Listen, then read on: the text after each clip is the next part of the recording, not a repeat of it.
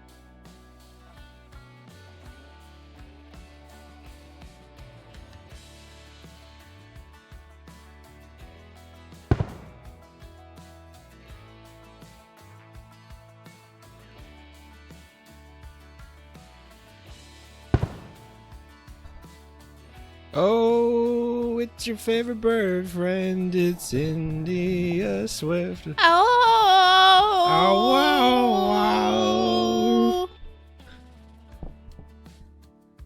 wow. Did we trick you?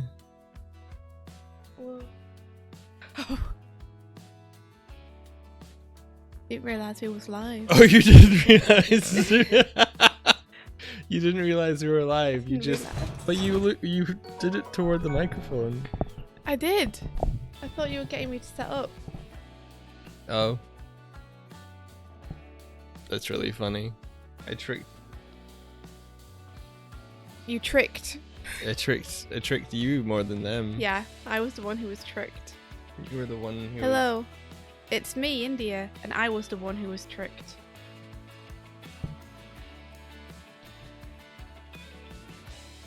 Hey guys, happy Wednesday. How's it going?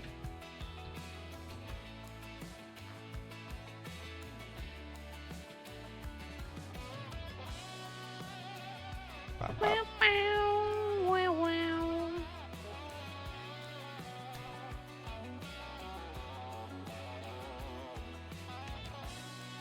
Are we back to being friends, or is the best friend betrayal still in the room?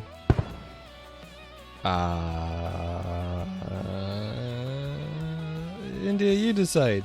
I decide. Are we arguing or are we friends? We're frenemies. Hello. We've always been frenemies. I'm going this way now. Helicopter Doig is on patrol. There we go. Oh man, it's so warm.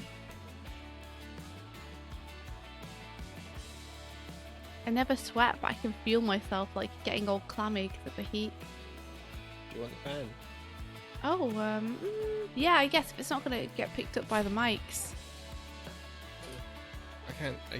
They can let us know. It's good.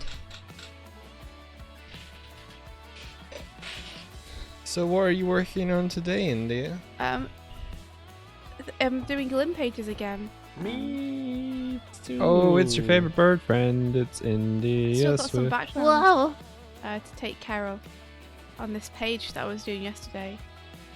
I gotta make sure that background is working. Oh, cool. Well, let's get in a call together. Alright. So I can get your screen.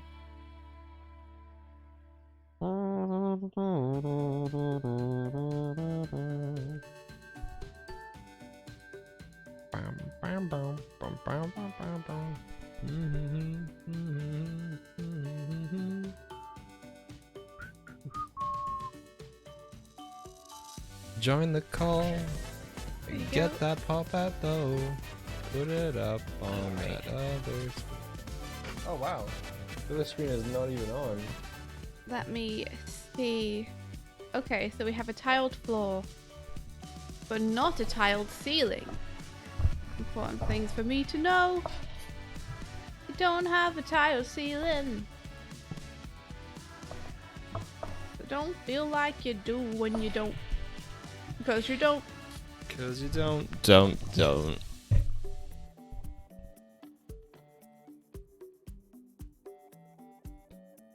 Dun dun dun dun dun. Dun dun dun dun. Bum bum bum ba-dum. Oh cool, it just worked. That's great. That's awesome. Very good. Very good. I like going to school. You like going to school? If you check the stream, my bear is like floating over your panel. Oh yeah, so he is. Breakdancing in the Oh hallway. my gosh, hey Rabbit, have you not seen this stuff before? Dude, okay, still trying to manage my workload in a sensible way. You know?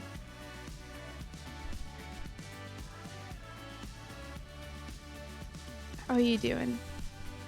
How am I doing? I was asking tip and chat. Oh, okay. I mean, tell me how you're doing too, though. I'm doing okay. I am flatting more of your inks. Whoops. Is what I'm doing. I'm drawing on the wrong layer is what I'm doing. Where is this background? There it is.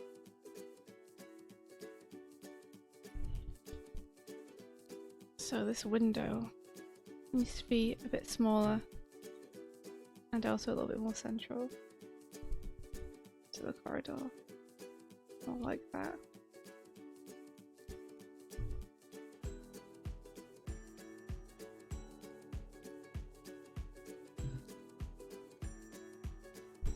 Which means that the perspective will be different on it. Hoo-yah!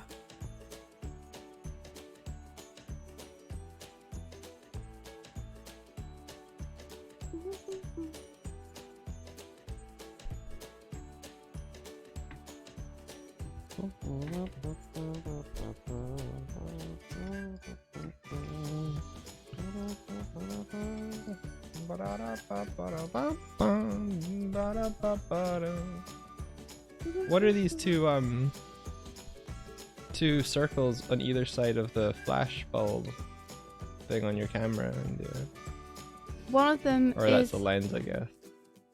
Yeah, one of them is the button to take a picture. On the front of it? Mhm. Really? Mhm. Oh, cool. I don't know what the other one is, but all the cameras had it. Okay. So I put it on. Yeah, that's cool.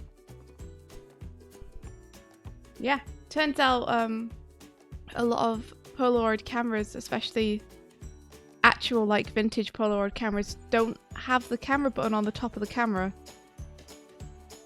They have it on the front of the camera. I also was surprised. The button's on the top in my roughs because I'm so used to buttons being on top of the camera, but not so. Grab says might be a focus knob. It could be what it is. Also, Tip says I'm doing alright. Gonna go for a walk today and see what the Thought Bubble venue looks like. I know they've started deconstructing the temp hospital, but I want to see where it's at. Oh, interesting. Cool. I hope it's looking good.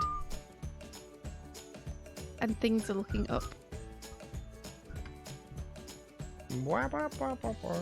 Okay, so I don't need tiles on the ceiling. That's not something that is real. That's not something that's real.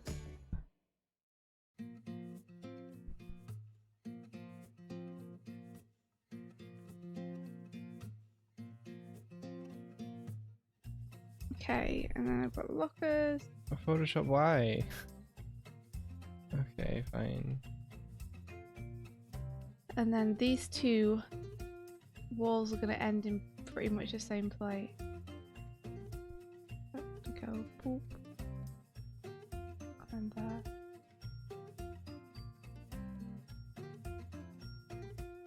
means that's going to be like there.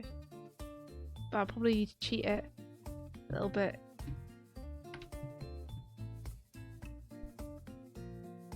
See, I like where it's at now because of where the line falls on Midge. So I'll just push it back like that instead.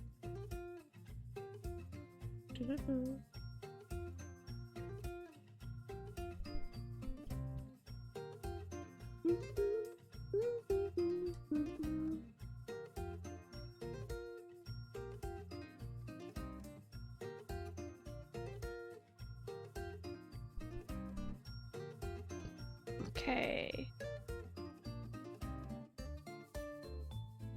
Then we have the notice board.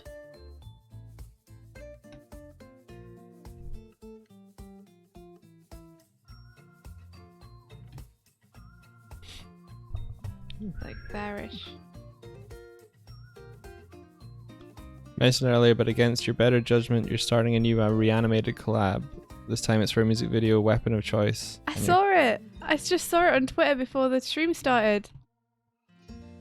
That's really cool. That's a great song choice. Madness. Another one. Oh dear.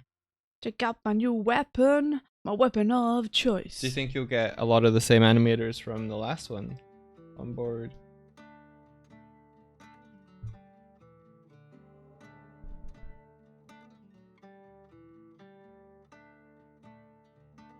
Does anybody know on the new Photoshop how when you transform something, you make sure you see the center point? Because you used to be able to see the center point, but now I can't see it anymore. And it's just a bit annoying because I kind of want to scale from my vanishing point. Is there something that I need to like click or unclick? I should be able to. Okay. Can't see it anywhere. I can't seem to be able to do multiple selections. It keeps like erroring out for me. I was doing this fine yesterday. Oh, Psycho, congratulations on getting your vaccine. Oh, congrats, dude. Good morning, Emlet. At the top of the transform thing, there should be like...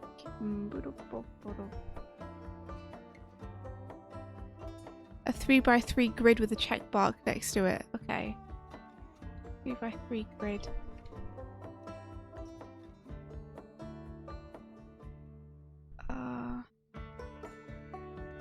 Can't see that anywhere.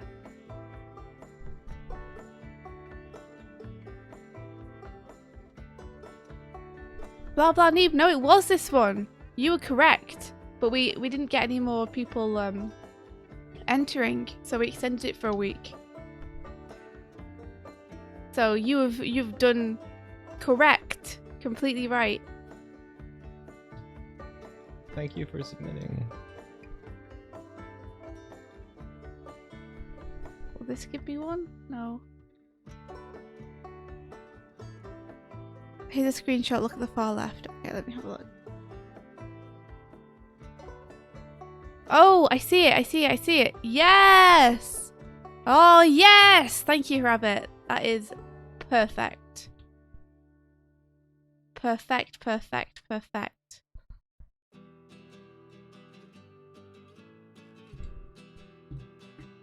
Now I can scale from this. Because I feel like the corridor at the minute looks... Whoops! Ha ha ha ha! Looks how do I wanted it? Looks a little bit too big. So I want to scale it back a bit. I feel like this feels better. Please, is that good? Can I do that? Don't move. No, why? Why? I clicked. What do you want from me, Photoshop? What do you want from me? Your So soul, annoyed. little Swifty, she was your soul. So annoyed. Fucking trying to avoid tangents on everything. It's so hard. Give me your soul. That's what I want. That's fine. Leave it. Don't freak out, Photoshop. Okay. But freaking out is what it does.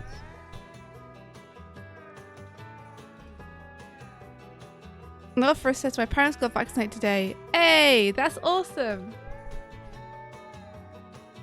Big congrats.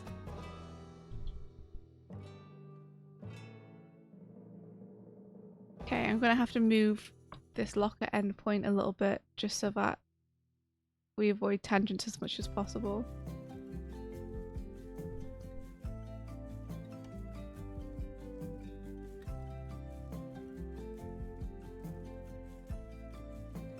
Oh, would it be safer just to do that, to extend it more instead? It might be. In which case, I think I need to adjust perspective again. A little bit. Poopsicord. Harpsichord. Poos. Hey. There was once a lady, her name was Poopsichord. Ta-ra-ra, poopsicord.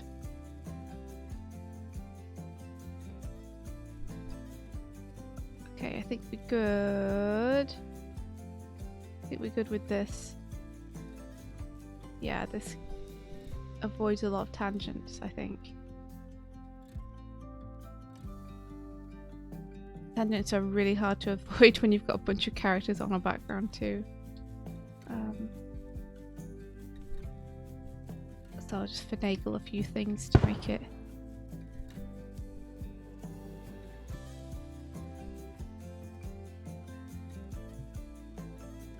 even clearer.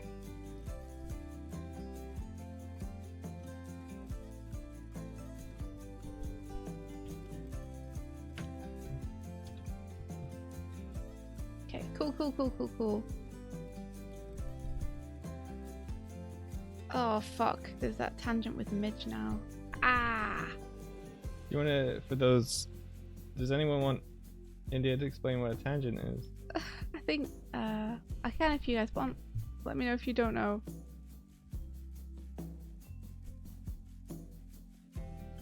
Do you wish India to go off on a tangent?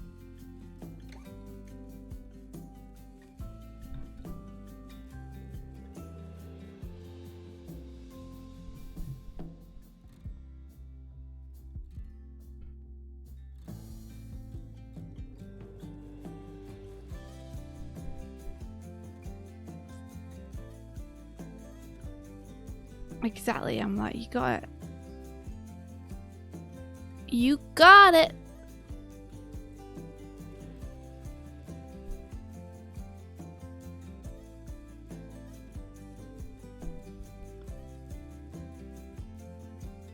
Ben, they're not like the worst thing in the world.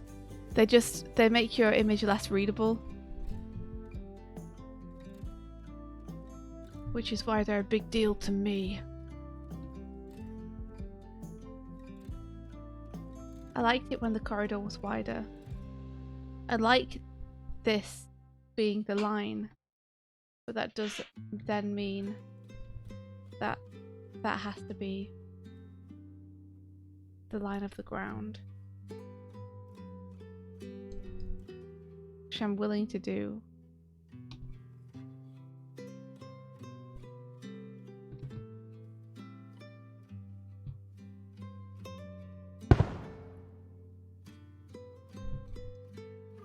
Trying to decide when to stop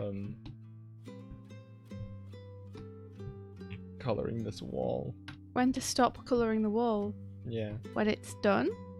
Yeah, but no, like there's a wall here. For instance, I could do this.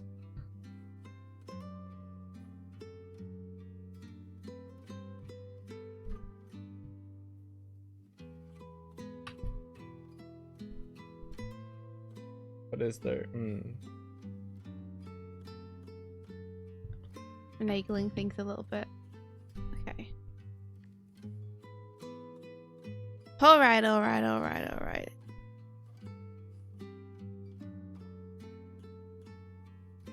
I should only give a tutorial about tangents if I later re-edit the clip into a YouTube video. What if I swear profusely all the way through? Then what? India.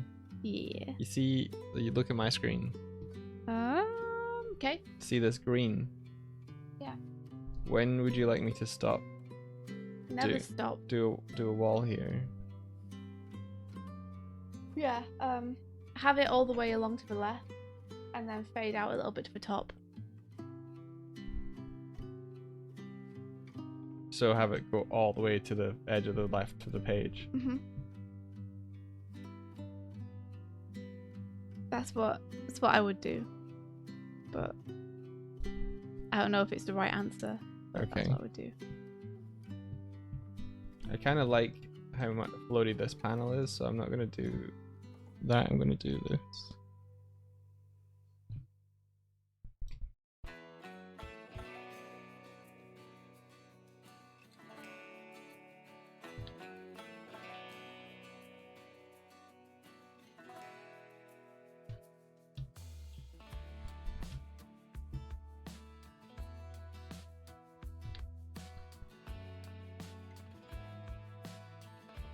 Tangents are a pissy bad shit thing in art that are piss bad. Fuck. Well said, Rabbit. Feel like that's all the tutorial we need anyway.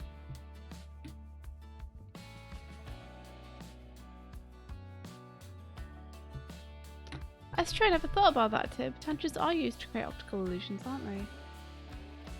Huh. The more you know. Yeah. Tangents are when two subjects or objects in your composition are like close to one another. If they're touching, it can create unnecessary tension, visual tension, that diverts away from your intended subject, but it can also ruin the concept of death. So if you have two objects, I thought you said the concept of death for a second, and I was concept like, wow, of death. deep. If you have a foreground, a midground, or a background element that are kind of touching, it's better to overlap to fully show what is and what is not in front of one another. Mm-hmm. Tangents ruin death. Yep.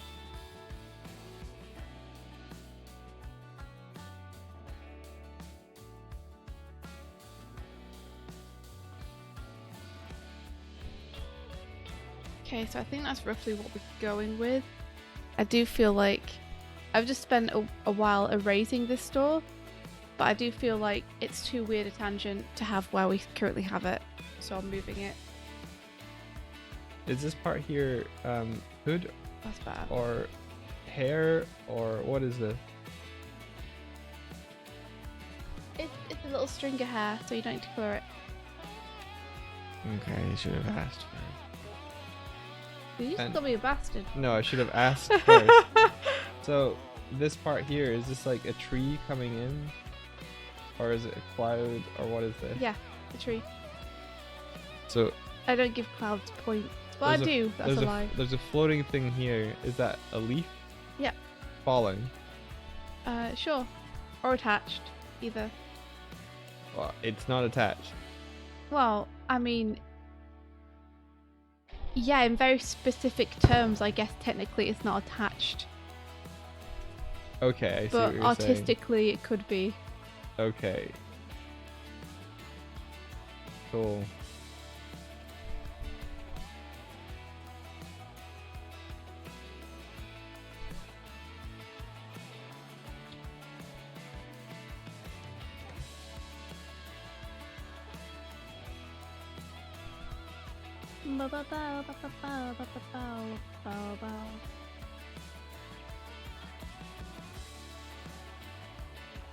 This is a school door. I don't know what the doorknob's like. It looks like it's a round doorknob. It's a round doorknob. It's a round doorknob. So said I last book, apparently. So.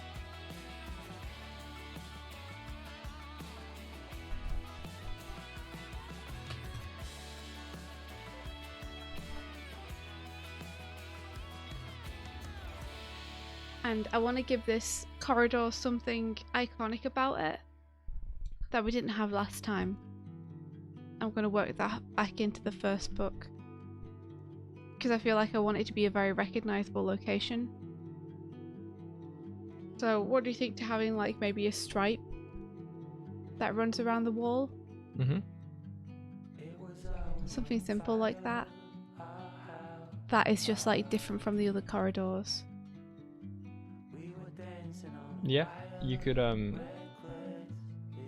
put like a awards cabinet at the end, or a water fountain to drink from, or maybe like a bust or a statue. I could. I don't want to do anything which is too complex.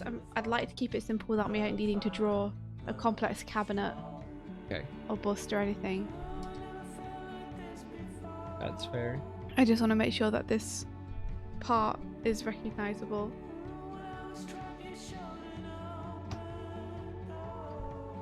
Program, why are you playing silly buggers with me?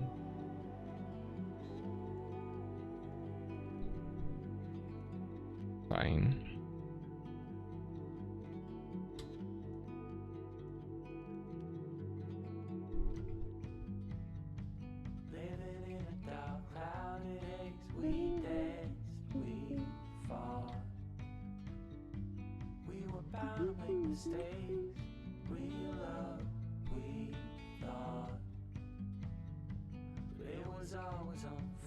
What about a plant?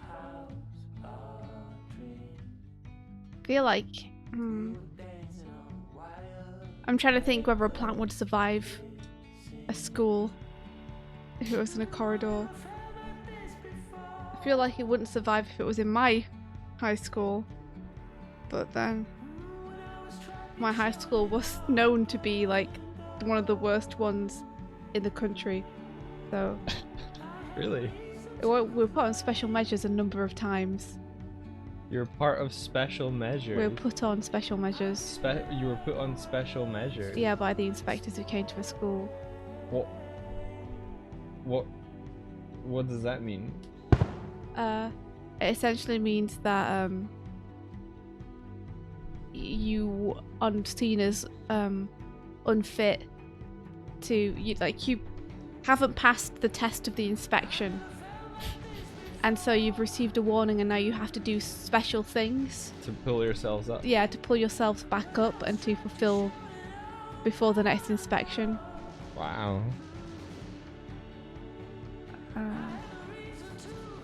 What about knives just lying on the floor? Knives. Perfect. Bench specific poster, sausage. Schools have benches in the corridors? I guess American schools do. American schools seem like very big and nice. I'm thinking about my English school. We didn't have benches anywhere in the corridor. Corridors were for moving, not for sitting. What did we have in our corridors is the question. What did we have? Let me have a look. You. They had you. They had me. I have it up here somewhere.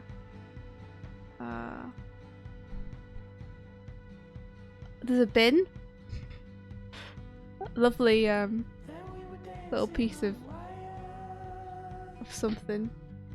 Is it the fan that's going? No, it's outside, you dolt. Okay. We could have some actual brick here. That would set it apart.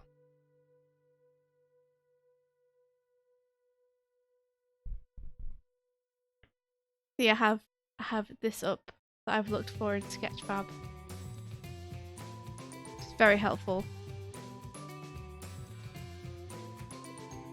I wonder if I should just it's outside, Mike. Stop panicking. I wonder if I should just steal these lockers. This might be a better call for the handle than I currently have.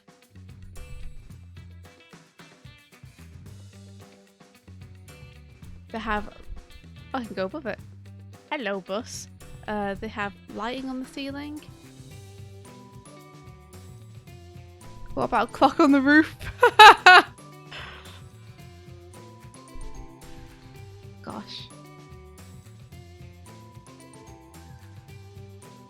These have the same kind of lockers. I bet this was made by the same person.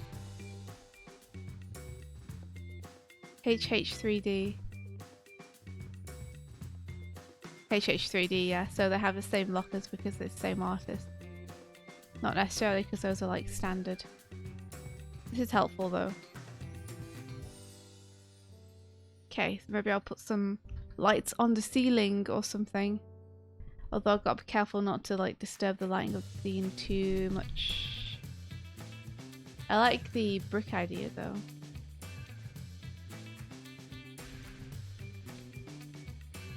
Bricks might be nice.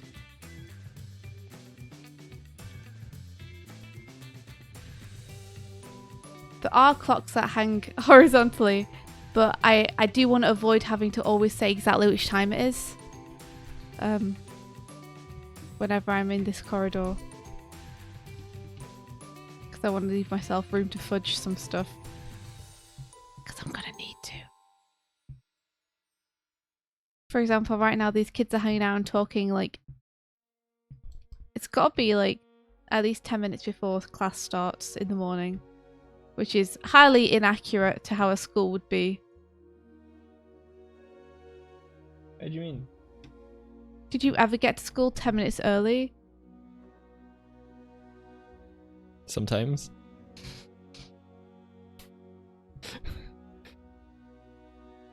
But then I lived 5 minutes away, so that wasn't hard.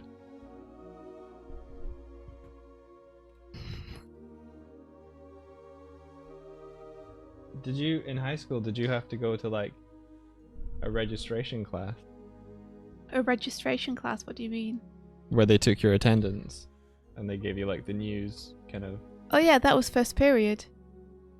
You didn't have a class before the class? Nope. Our school did. Well, maybe we did, but that was like when we would arrive at school. We wouldn't arrive 10 minutes early for it. So our first classes I think started at like 9:05 or 9:15, and so you had to be there at like either 9 or like 8:55. Right. For this pre-class class, where you're like, they take your attendance and stuff. Interesting.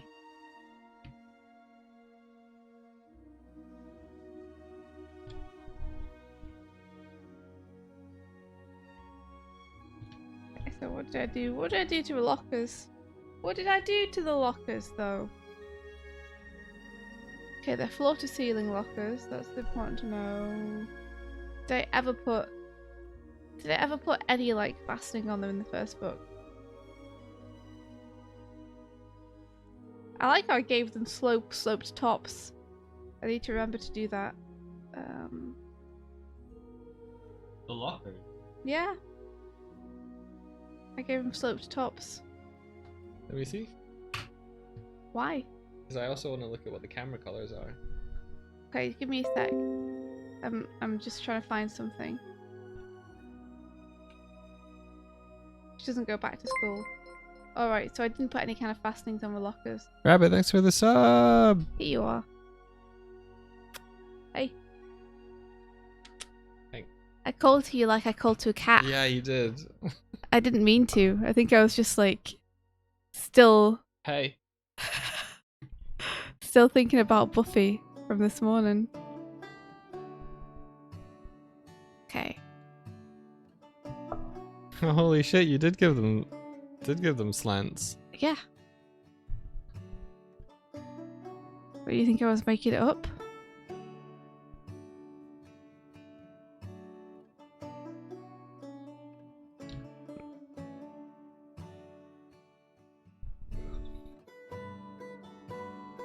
Okay, they don't have safe cracky things on these lockers. They just have keys. Because that's the way we roll in England. I just need to put a little keyhole on them.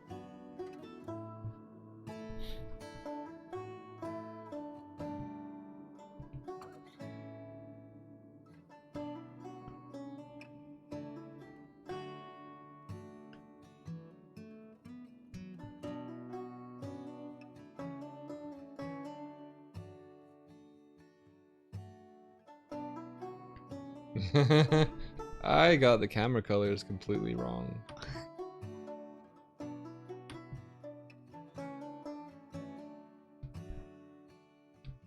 Man, it's strange to come back to the book after so long because there is just so much to check. So many little things about the locations.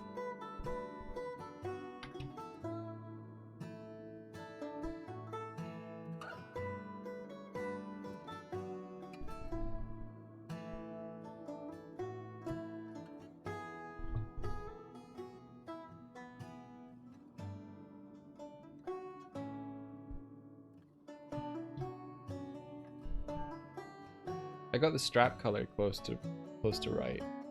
Can you NDA me for a sec, please?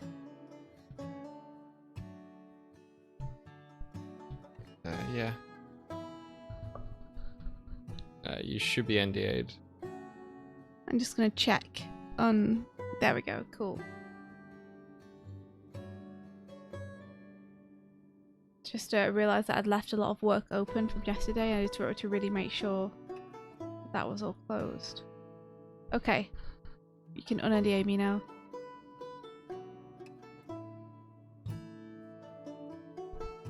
Thank you.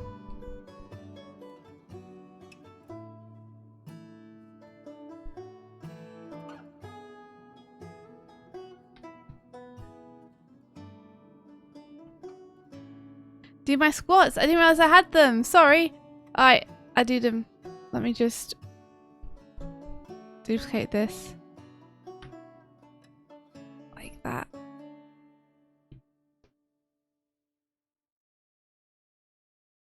Move it up a little bit.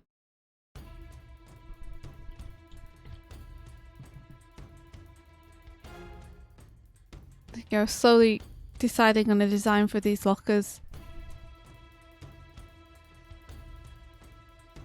What color do you think Midge's camera would be? Because I might go back and change it anyway. Probably like grey. Well, that's what it was, so yeah. Maybe that's why that's what I think it is.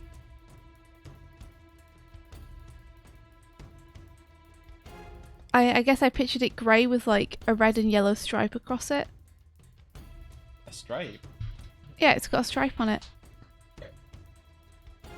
Across the front. Like on this corner here? No, across the front.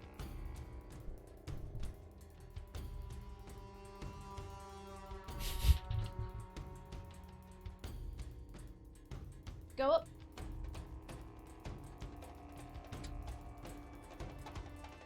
See the stripe? This one here. I said across the corner here. I'm sorry, I couldn't see where you were looking. Okay. I felt like you were looking at the images below.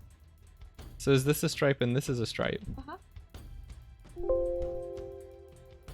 Guh. Alright, I'm gonna go do them squats.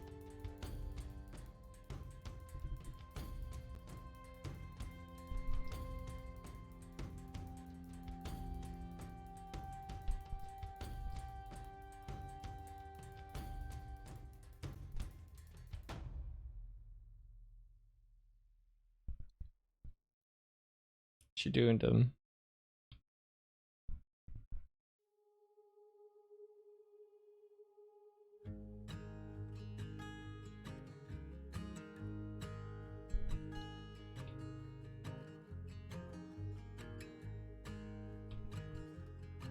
Yeah. I like it. I done did them. You did them. Yeah.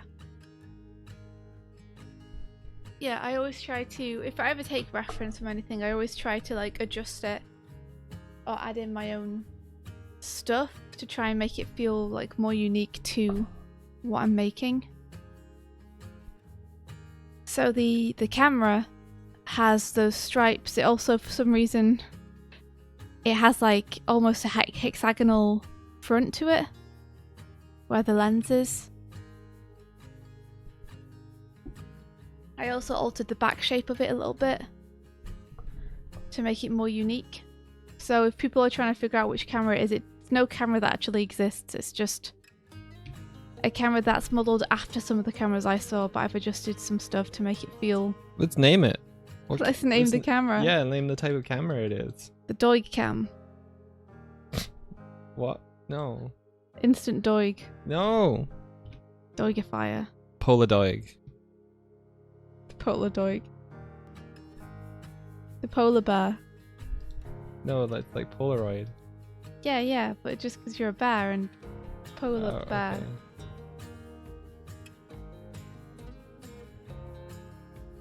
Okay. You got squats too, Doig. Wait, what? What? Squats. What? You got squats. Emlet, no. And how could you?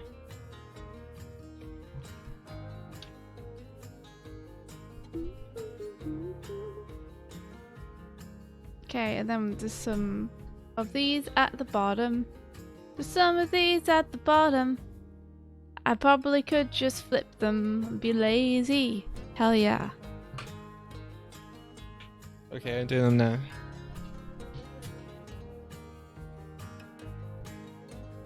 There he goes, he's doing them.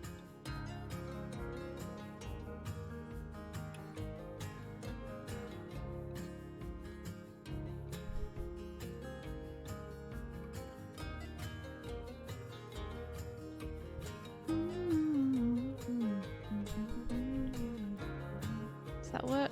No. I can't. That's a bad perspective, India. Like that. We need some Doig and Swift references in the comic. Doig was in the class, younger Doig, but I might remove him. Sorry, Doig. Why are you removing me? Because I need room for some of the characters. Oh, that's fair. Yeah, I need room for some of the characters that you get to know a bit more in this book to be in the class. And so I'm going to have to replace a few people in seats. And since I kind of just put you in as an Easter egg, I think it's fair. Yeah. That you're forfeit.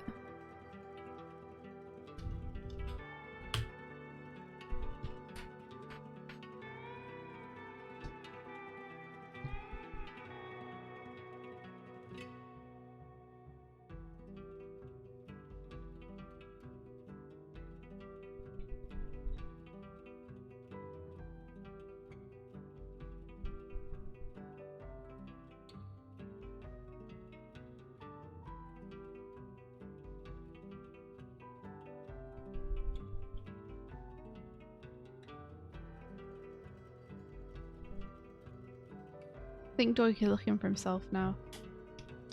I am. I can't tell which one is me. You can't tell which one is you. Yeah. It's the one with the ponytail and glasses. I've drawn you young, so you don't have a beard. The one kid in class with a beard. Ponytail and glass. You're like, what's that guy's deal?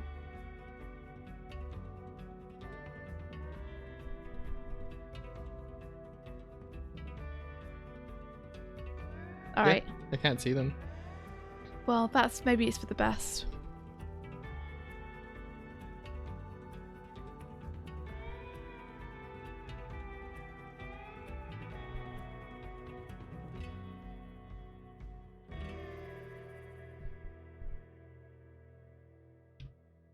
Wait, is this me here? Yep. Ah.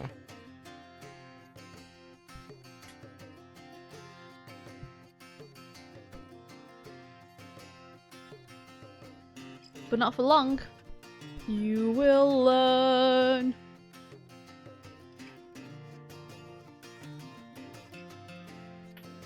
Hmm.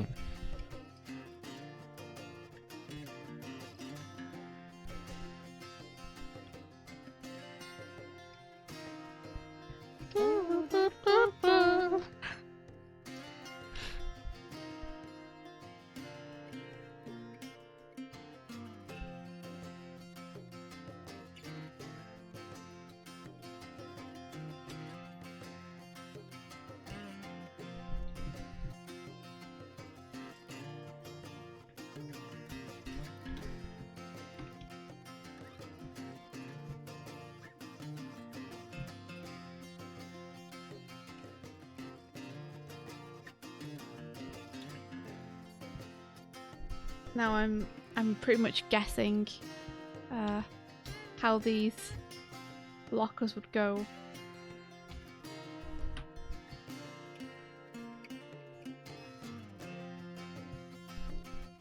So I might be able to fudge it.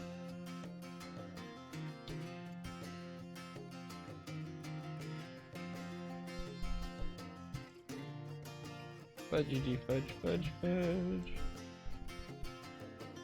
I don't think I can fudge it.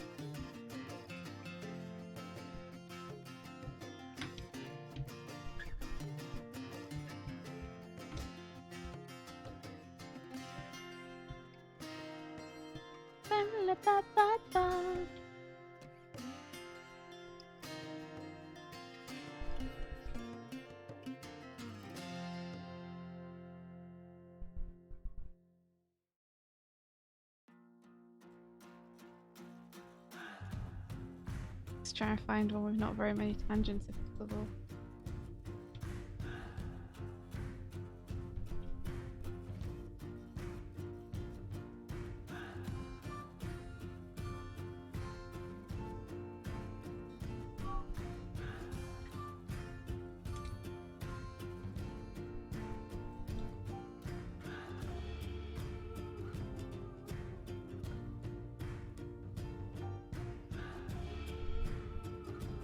How does it feel to be working on Glim again? It feels great. It's kind of tricky as well, just because, like I was saying before, the amount of stuff I'm needing to like sanity check myself on. Just stuff from like, is the floor tiled, to, you know, what does the floor look like in this room, to what is this character wearing in the first book? All that stuff means I'm having to check the book so often just to make sure that I'm not fudging stuff too much. Yeah, because it's not fresh in your memory. Yeah, exactly. Like if I'd done this off the back of the first book, I'd probably have got to know the location well enough to not have to do that as much. As of now, there's a lot of like back and forth checking having to happen, and a lot of stuff that I'm probably going to retroactively have to fix in the first book to make sure that everything lines up for the second book.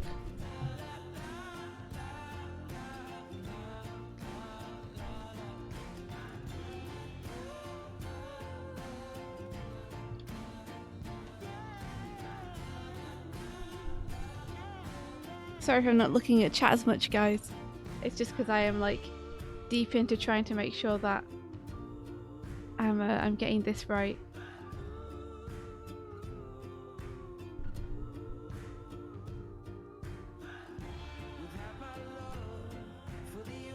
Okay, so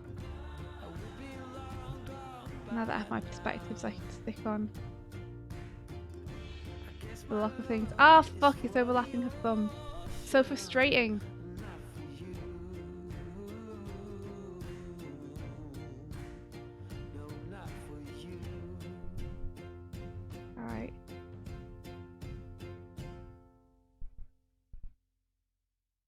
Things you don't plan for. It'd be really like silly and fun to just have some sign that the Glim has been here down here. But then I guess if you're playing off it, it might not still be around. No, she's assuming that it's still around, I think. Yeah. But what would you add as a sign that the Glim had been there? Little threads underneath her bed. Okay, that would be alright.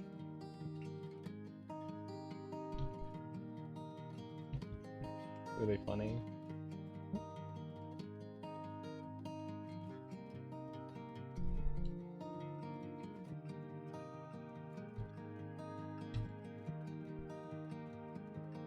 Okay. Boop, boop, boop, boop, boop, boop. Hollow foil on the Glim. No, I doubt that. Oh my gosh, can you imagine? Yeah, no, I think that would be a bit too expensive. Like they would have to put the cost of the book up a lot to account for that. And I don't think IDW would want to put the cost of the book up, especially not when it's already available for pre-order. Spare no expense. Cool idea though.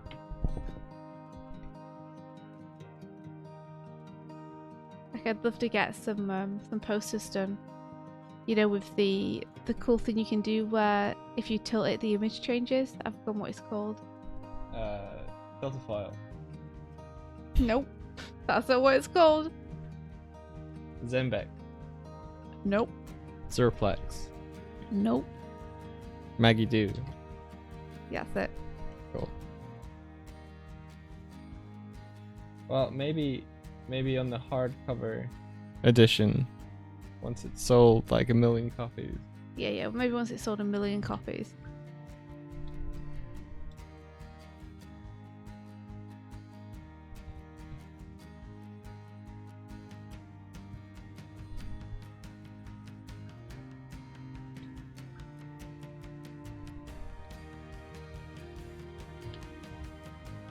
Okay, so I need more perspective guides. More up here too.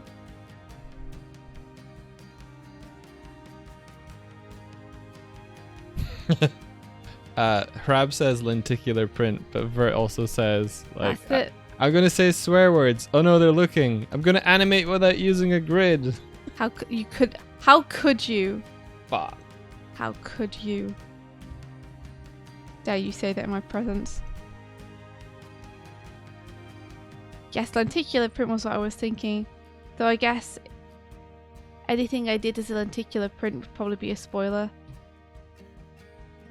It's so hard to manage spoilers. She says, streaming her comic. Exactly. I just like I wanna Look, there's a comic. I wanna scream about it, but I also want people to experience the story without having heard me scream about it.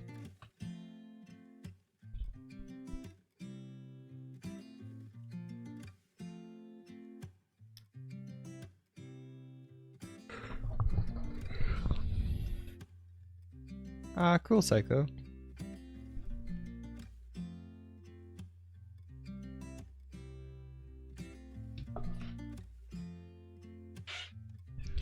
Did I put color holds on the background at all?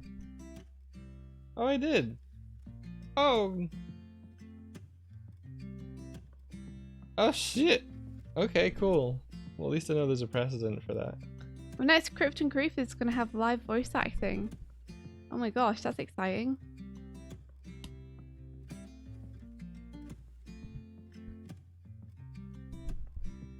You like it when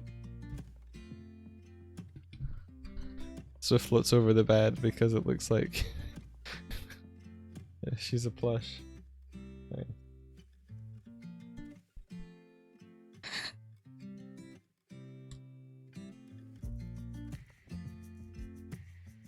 Oh, she's too far gone now.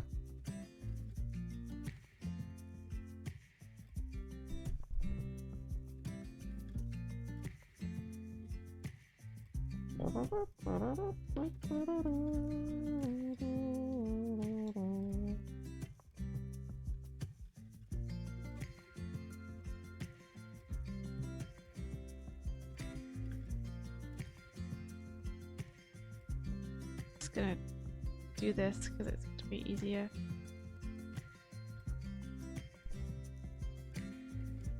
And I'm all about that ease.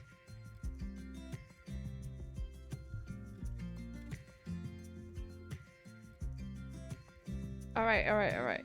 So, I've roughed in my background. That's it roughed.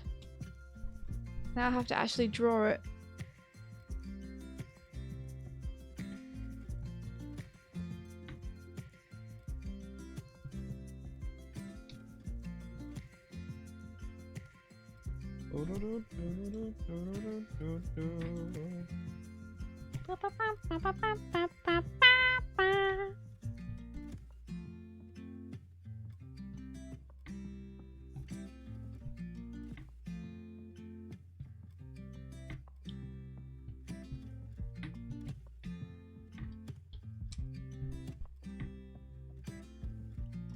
Did that help?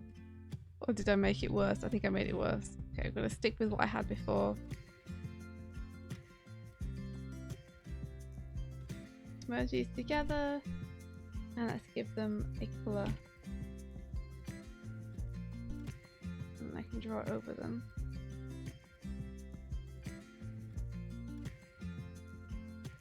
Cool. Cool.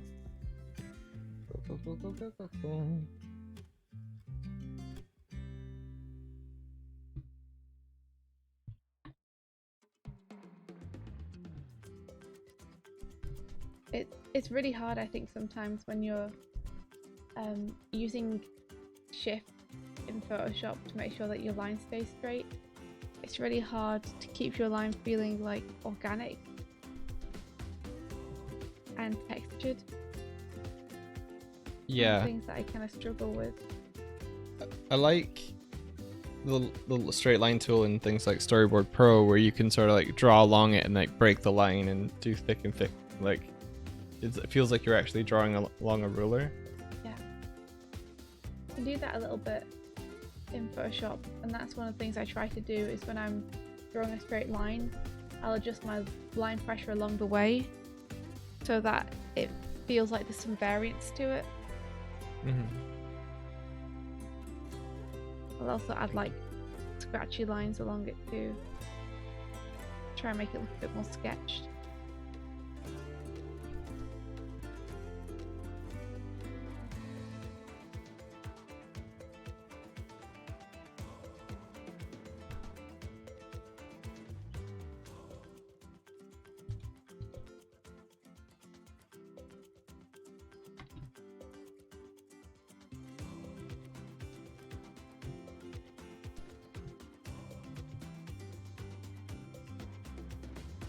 Feels so slimy. It's true. I feel ill. And it was slimy.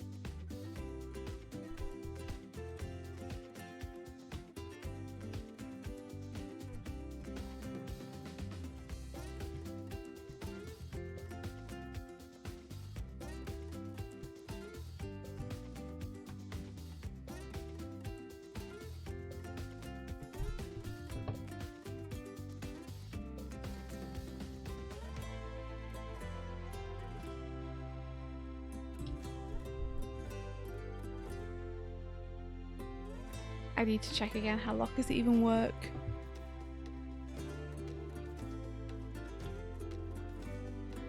Okay, let's have a look. Yeah, so there are two lines between them. Truly there are. Okay.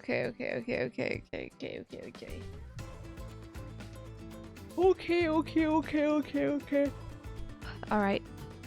So there would be a line between these two.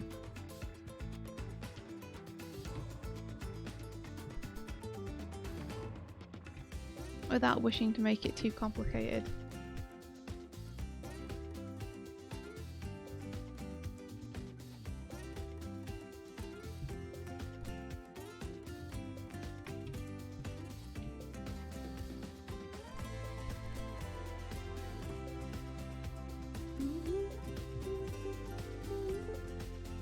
I'm just gonna check, but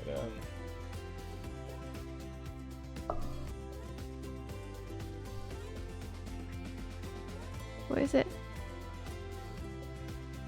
you're using like these black shadows on like this panel of Midge, and I think that's something that you never really did as much, which is fine. I just think it's interesting. I think it's something you picked up from Which black shadows? so there's this black shadow underneath her hoodie and on her shorts here.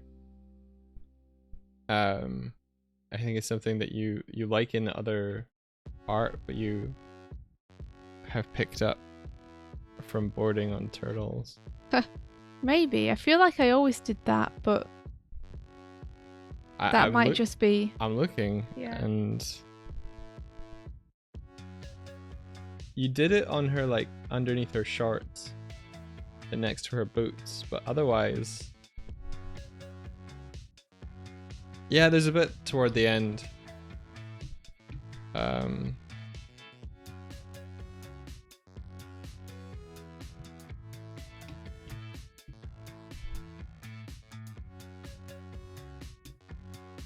I think maybe you did it, but it was less pronounced and stylistic and intentional.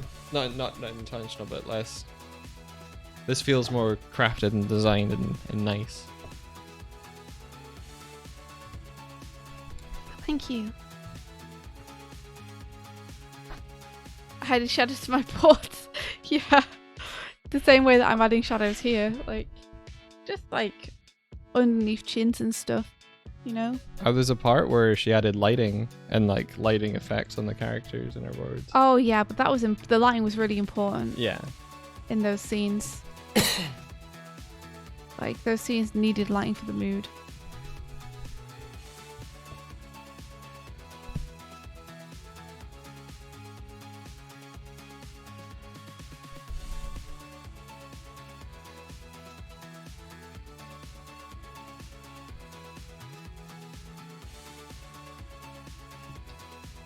Man, I'm so excited for you guys to see it.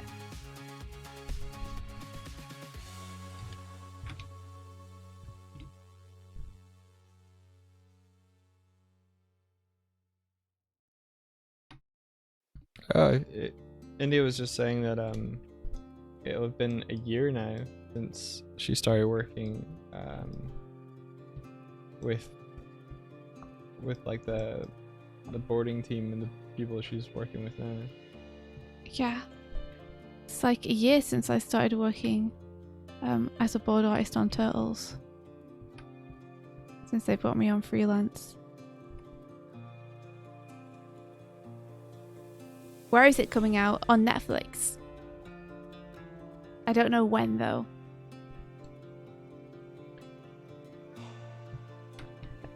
Like, as far as I know, there's probably like a fair amount to go on it, so I think it might be a little while.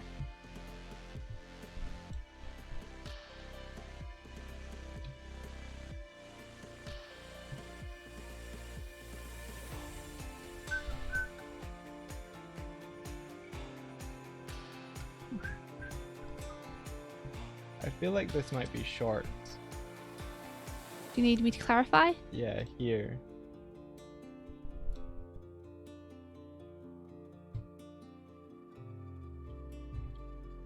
Sure, I may have simply forgotten to draw the leg in there. You may have simply forgotten to draw the leg in.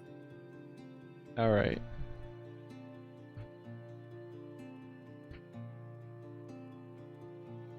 But Schultz works.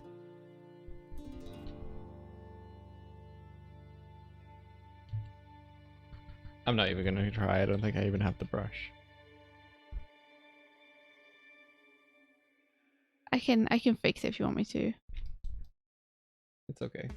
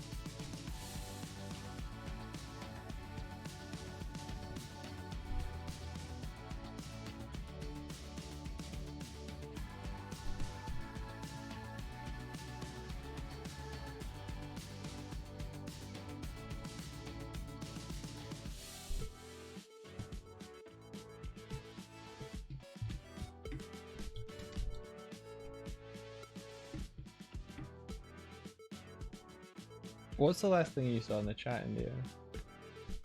Where is it coming out? Same. I think that's just what was last in the chat, though. Okay. I think it's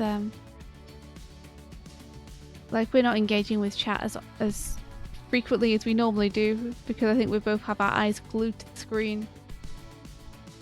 Yeah. I'm excited for Mystic Crystal. It seems like there might be a few things happening that day now. That will be exciting. Hey pal bro, how's it going? Trying to draw a circle. Forgive me. Yeah, we were hoping to do a stream with the Knights next Wednesday. Yeah. If we can arrange it and get people available. Our current plan is to do a watch party with everyone who worked on it. And then to just chat about it afterwards and all hang out. But do it on stream.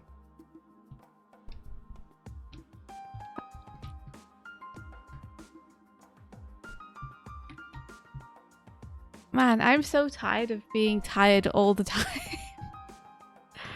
I wish I could force my brain to wake up. Can't Maybe wake today is up. a day for some coffee. Maybe. Maybe today is a day that I will break my no coffee thing just to try and like shake myself out of this sleepiness.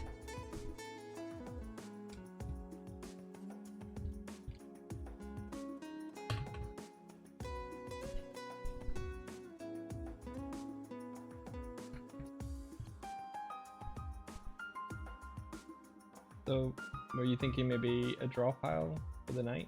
Yeah. Chill and chat. Pretty much, yeah. I was thinking a watch party where we stream the premiere. Or maybe not when we stream the premiere. Maybe we would just watch the premiere all together. Because I'm worried if we stream it, then we're taking views away from the actual video. I don't think you need to worry about taking views away from the actual video. I guess I'll just say to everyone in chat, make sure you have it open in its own window as well. So that the views actually count.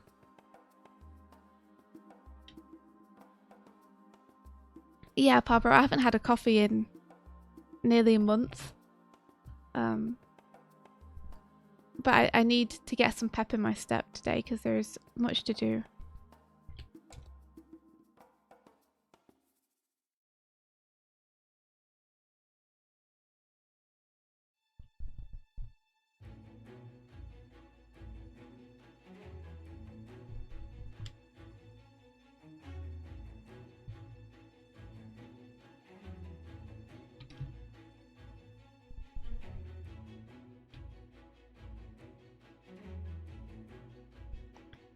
You were watching many times. Aw, thanks, pal, bro. Hope so. The more excited people get about watching it, the more nervous I get about people watching it.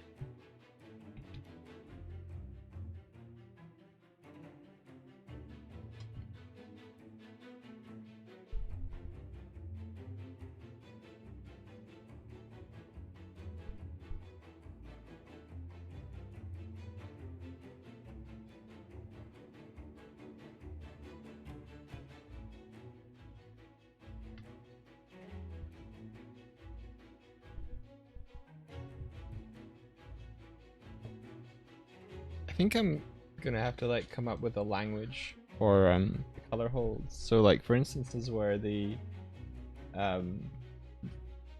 you've got a hard shadow next to the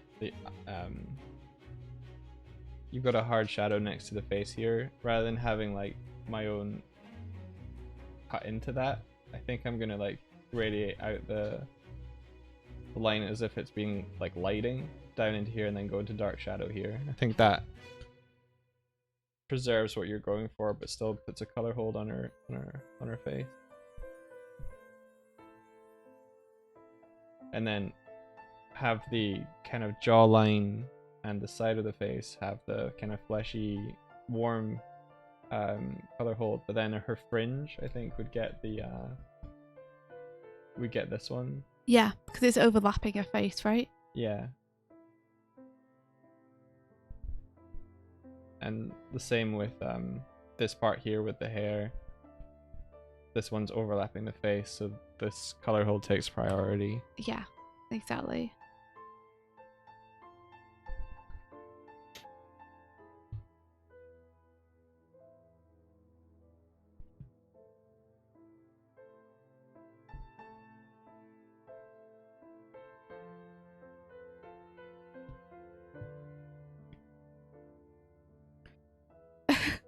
I think that's part of what I'm worried about, to be honest, Palbro.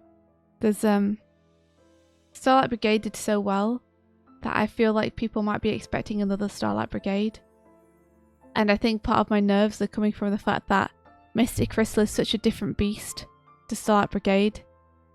It's like a completely different tone of video. You know? Whereas with Starlight Brigade, it was kind of this epic, sprawling story that we kind of got to tell.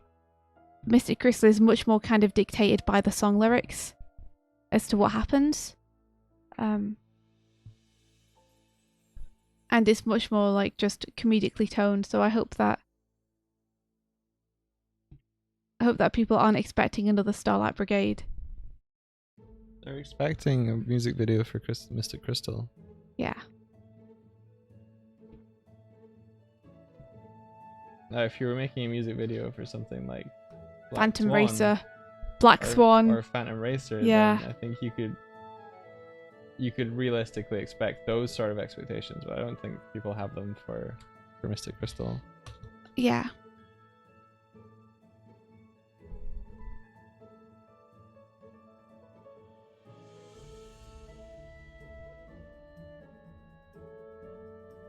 I think like this is what it means. So when people say that when you do something that is successful, that's also like really scary.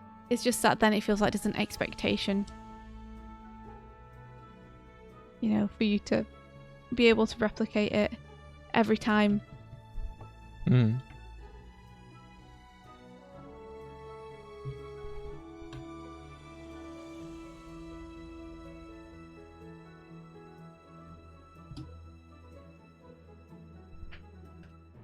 So I just really hope people like it. For instances where you've sort of scribbled in the interior of her eyes, do you want me to keep those bright spots as white, or do you want me to fill them? You can feel free to fill them. Rich has brown eyes. Yeah. I just don't know if I'd lose some of the feeling by doing that, so maybe I need to bring it up a little bit. Yeah, you might just need to, if you want to preserve it, you might just need to increase the brightness of her eyes a little bit. Yeah. But I'm good for you to do whatever you think looks best.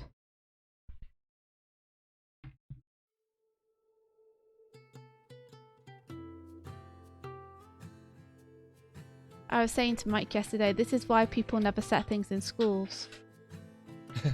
Because there's like a million characters to draw and the location is like really complex.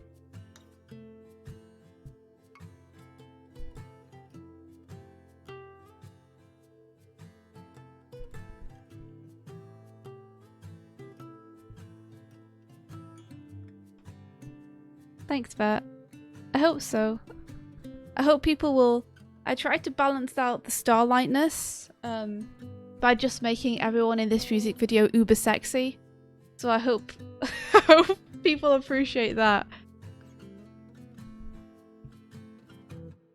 Like, I hope people appreciate how sexy all of the characters are.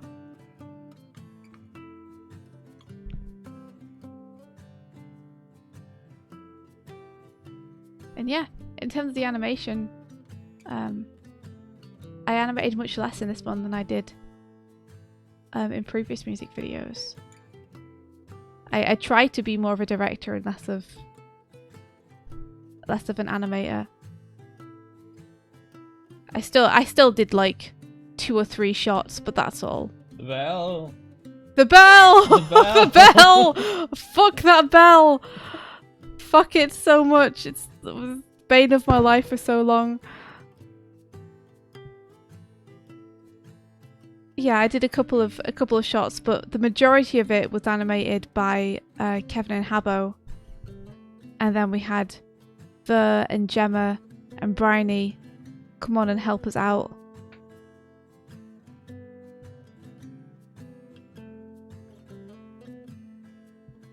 Thank goodness they saved our butts.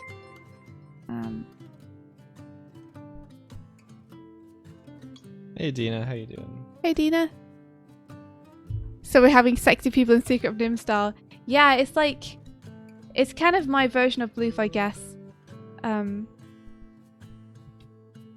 think way back when the project was conceived at the very beginning, it was something that Patrick was intending to direct himself.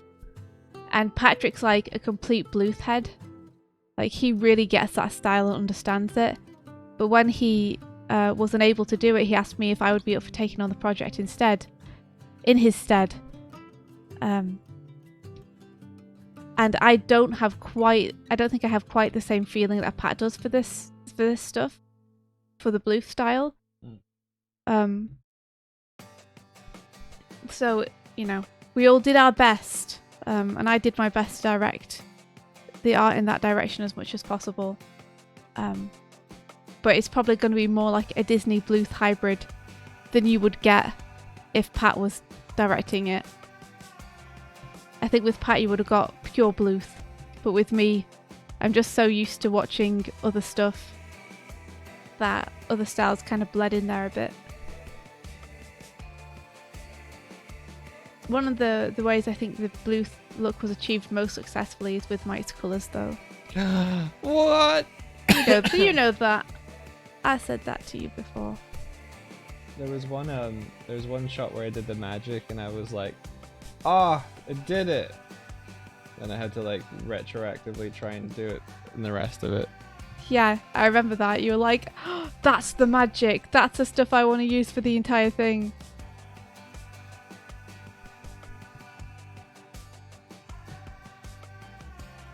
But yeah, we were thinking that it'd be fun to have like a little watch party. And then everyone on the team can talk about how they found it. The challenges and the triumphs.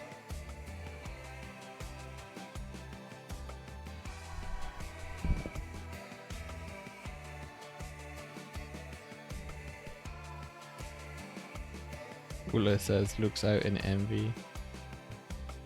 Remember and save your work, India. Thank you. Pablo says, as an appreciator over everything 2D, I personally think that the animated parts in Mystic Crystal will be much more appreciated and celebrated over the live action ones. And they will be compared, inevitably. Both are great from what I've seen, but everyone will love the 2D world. I hope so. I think that's what everyone was hoping. I think if Dan had the money, he probably would have wanted the entire thing animated. Maybe.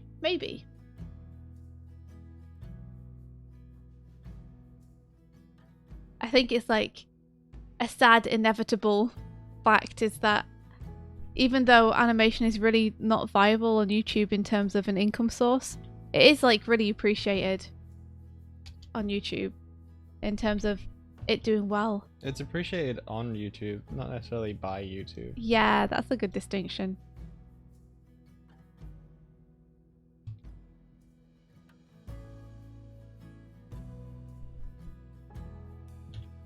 I mean, I think they try, but I think the things that have kind of triumphed in the wake of YouTube are more animatic style stuff, because it's just more cost effective. Although I do like seeing that the people that have risen out of like storytime animation are now kind of animation studios unto themselves, and like they're hiring teams now to create like, you know, more animated content. Mm-hmm. Oh my gosh, yeah, the teleport animation situation. I'm not 100% on what happened with it, but from what I heard, teleport got a copyright strike that they tried to stand up against, and then their channel got deleted or something. I think their content was flagged to be inappropriate or something, and then I don't think it was copyright. I think it was just breaking guidelines. It said it was too sexy. Yeah. But everyone was calling out YouTube for the hypocrisy of keeping up stuff like naked yoga channels. Yeah. While striking down animation channels that don't have anything explicit in them. It was through that like post that I learned about the existence of naked yoga channels, and I was just perplexed. I was like, how are these? You can see them like throwing up all of these kind of like, this is intended for educational purposes, and then you just like, you flip to a video and it looks like just two women in a kitchen stripping off and doing yoga poses. It's like, I feel like the system is broken here. Yeah. Yeah, me too. It's a good illustration of how broken the system is.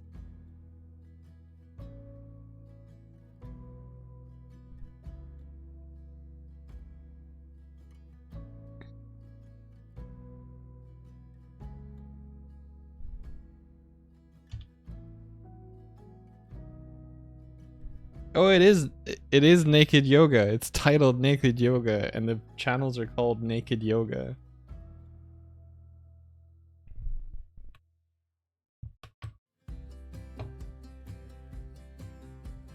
Like, I have no issue with it being on YouTube. I just have issue with it being on YouTube when other things are called out. I also have I don't think naked yoga is hurting anybody. I don't think it's probably being used for the purpose they think it's being used for. I don't think it's hurting anyone though. But if you're gonna have naked yoga up, then you gotta let animators draw boobs. I don't think anyone's learning yoga from naked yoga videos. Yeah. I'm not sure. I think some people will be, but I think that 80% of their viewer base won't be.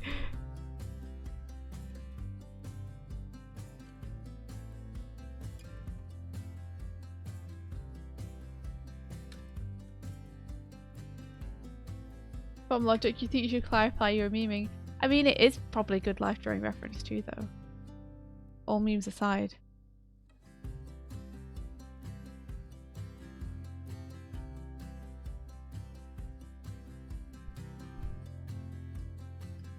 Didn't that life drawing cafe get taken down too for inappropriate content? Croaky Cafe. Yeah, it did. I think so. Now that was educational. Yeah. Like, I effing loved that place. Yep. It was really helpful.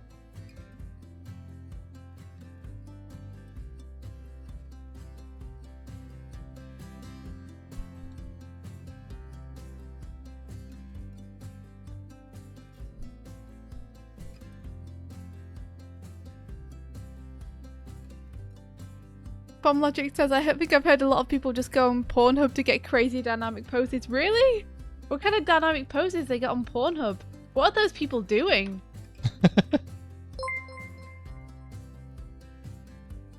Now I'm curious.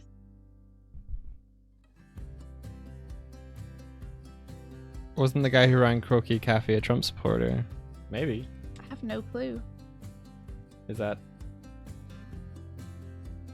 Well, it probably means that, like, they probably weren't a fantastic person, but the resource was awesome.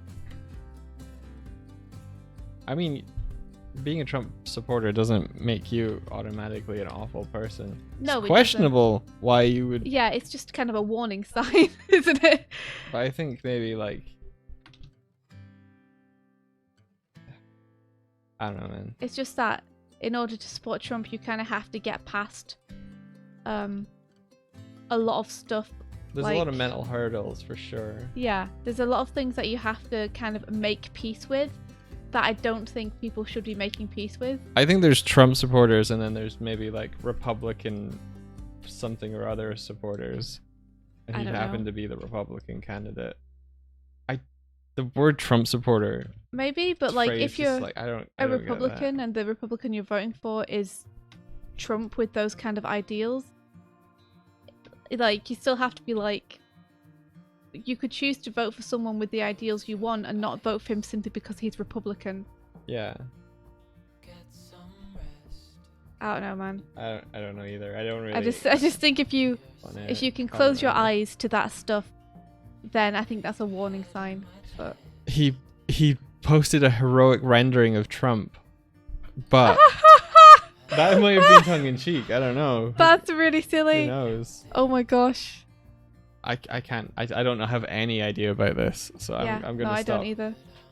Stop. Only what I'm told. That's pretty funny. In not a good way, but nevertheless, Trump in a heroic pose is very funny to me.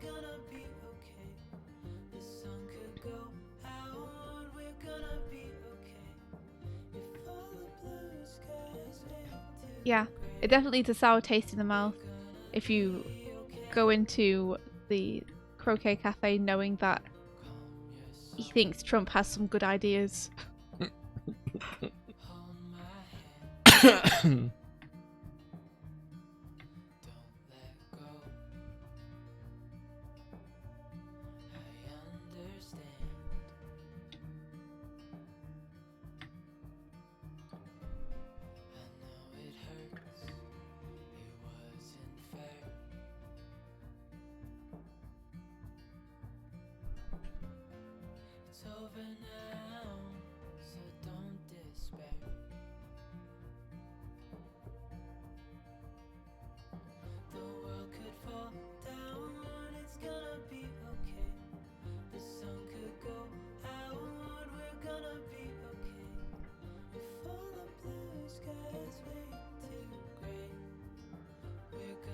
I don't know. I like. Part of me is like, Jesus. Here we go. Part of me like, if you dismiss someone who is a Trump supporter out of hand for simply being a Trump supporter, it's part of the reason you get more Trump supporters. Like, I'm not gonna judge someone for who they support without any context for who they are as an individual, but that's just me. I don't know who that person is, and I don't know what they've done or what they've said or anything they posted, and I'm not saying... I mean, I agree with you. I just think that it's a little bit more complicated than that. For sure. I also don't agree with just saying someone's a terrible person out of hand for like whatever politics they support, but when it comes to something like supporting Trump, it is like a huge warning sign. There are certain things you can infer from that, and it might not be right what you're inferring, but there are things that you can probably infer from that aren't great. And if you were a castle, that is, you would be like, I'm gonna pull up the drawbridge to parlay with this person. At the very least, the what you can gather from that is that whatever policies they support of his, like his misogyny and racism, didn't put them off supporting him. Yeah. Like that's the main thing, is like, even if they're like, oh, I'm supporting Trump for this extremely valid reason about, you know, the things he has to say about this system and the money he's going to put into this thing that I care about, you've still got to say, okay, well, you're overlooking the fact. You're deliberately overlooking the fact that he's making life miserable for like a large subset of people. Deliberately and gleefully, even. So that's where it gets to a sticking point for me of like, I don't want to say that anyone who supports him is a bad person, but they are someone who is able to like overlook that Yeah, it's very true. It's very true.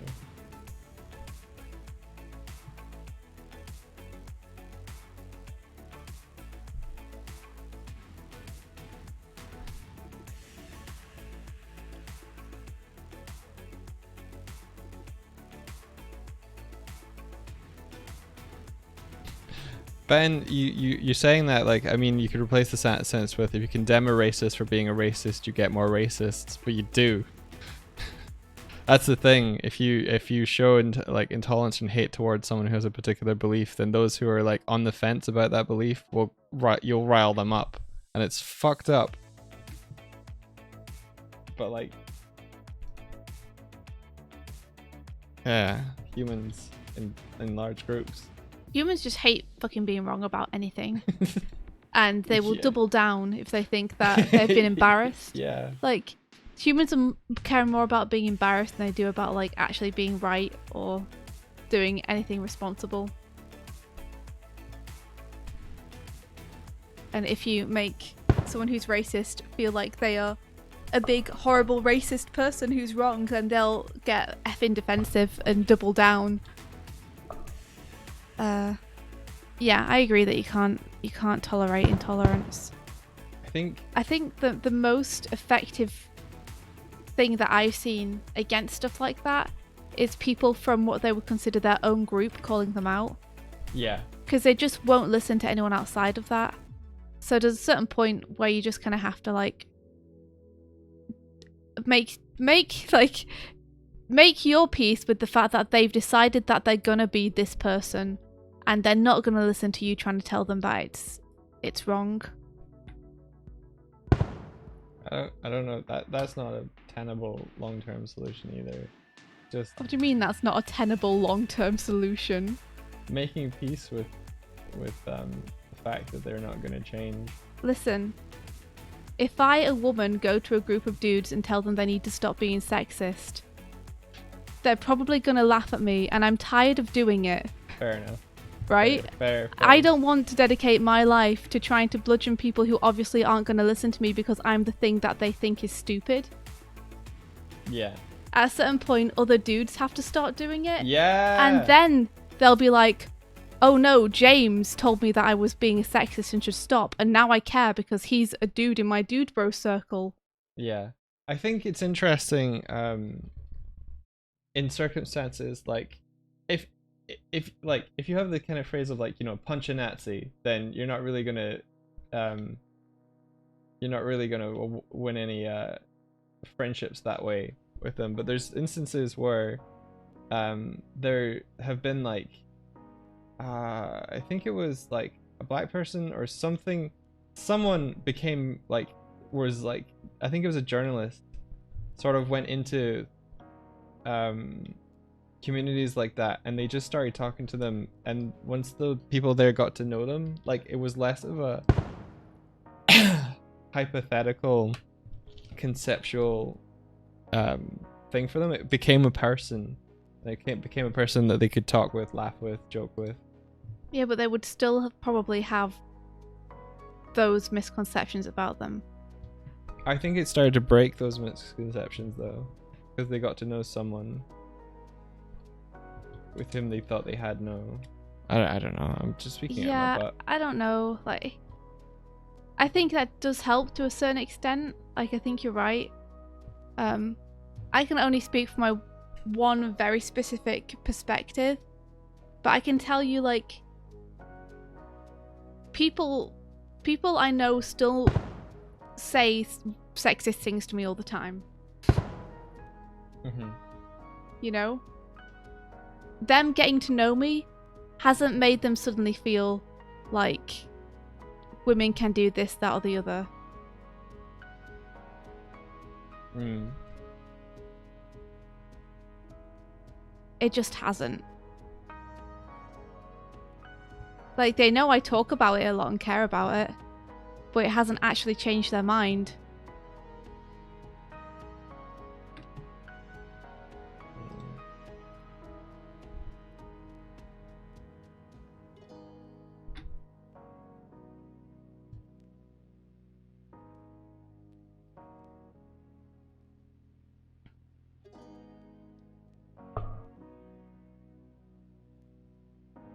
Bert says, I don't feel like it's my duty to befriend people who hate me to convert them. I did manage to do it once with someone from college, but it took years of them knowing me to stop being racist. Yeah, and like I think it helps, but to a certain degree I think there are things that you can't do and fix just by being present. Yeah, don't take from what I'm saying is that it's the responsibility and part of the people without prejudice. No, I'm not. I'm more saying that I think it would help, but I don't think it would solve the problem. I think the problem is probably what these people are taught from an early age, and people just don't want to let go of that. Yeah. There are a lot of things that are... I think the doubling down thing is real though. Yeah, well, it's also real that people use a lot of fake science to uphold what people are comfortable believing, and that people want to believe what is comfortable and feels safe for them to believe. And when you're taught something everywhere, there's a resistance to you suddenly realizing that's wrong. Especially if it's taught to you by, you know, people who are quoting science and such. Yeah. Which is what a lot of people do. I think you're right in saying that it's people's peers that need to hold them accountable. Yeah. I think you need to be... Yeah, I think it's the people who you maybe would consider as being on your side. I think that need to, like... that you will listen to the most.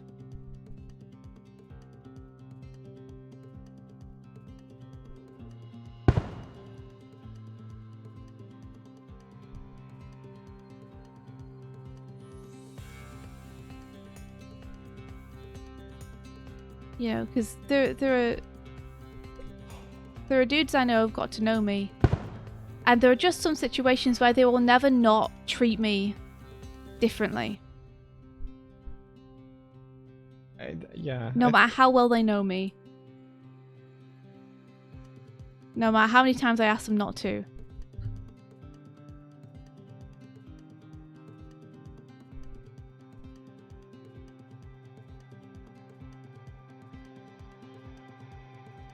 Hinkpink says, we have a Nazi village in Germany, oh no, called Jamel, and the German-Persian journalist Michael, let me try not to butcher this name, Abdullahi, lived there for a few weeks and tried to talk to them, invited them to eat with him, and some ate with him, and then he became the exception, getting asked why his people aren't like him, and they still burned down a barn of non-Nazis in the village afterwards. Exactly. Like... oh, that person, they're alright. But this group of people in general, ooh. Yeah. I think it's important to take away from that they became the exception. I think that's the chink in the armor.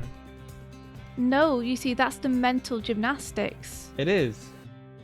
That's the... we like you and therefore you must be different from all the other people like you. And now we still feel fine about doing this awful stuff to them because you're different. The thought process isn't maybe they're all like you. The thought trade is you must be different from them. They still deserve it. Yeah. Fuck, man.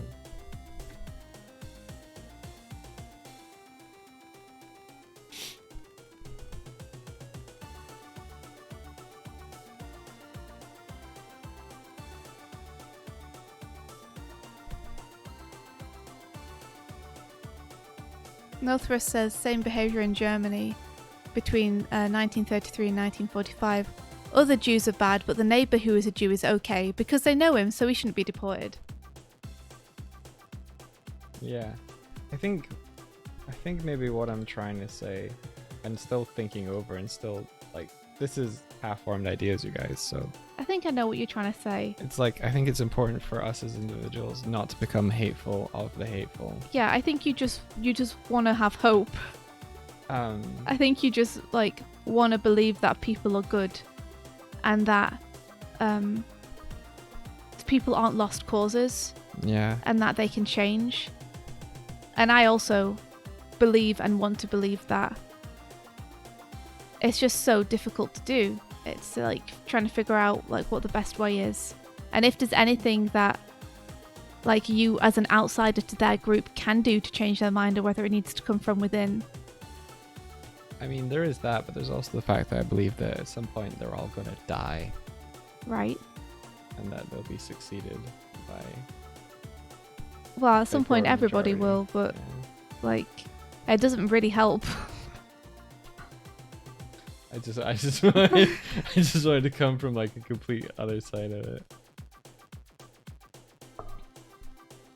Definitely think like a big thing is what people are taught. Yeah. And if people are going to teach their kids that, you know, black people aren't, you know, as valuable as white people, then like what can you do when, you know, they don't want to believe that what they've been taught is wrong, even if it is. Yeah, I don't know. I wish I knew. Yeah. I wish I could just fix it. Or help fix it, yeah.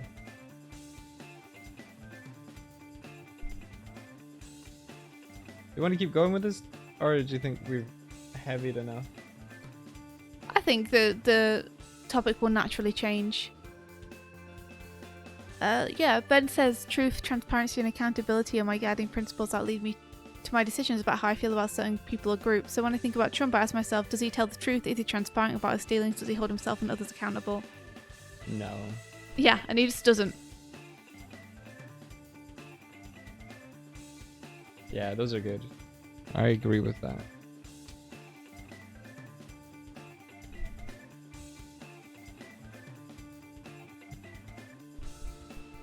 Right, I think we have a background potentially.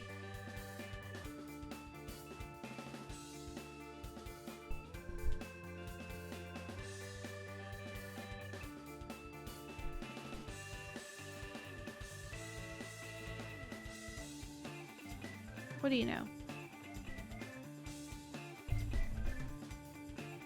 Now we've got a... can you pass me back the book again? I need to check what this door looks like. Give me 2 secs. I've got an active selection.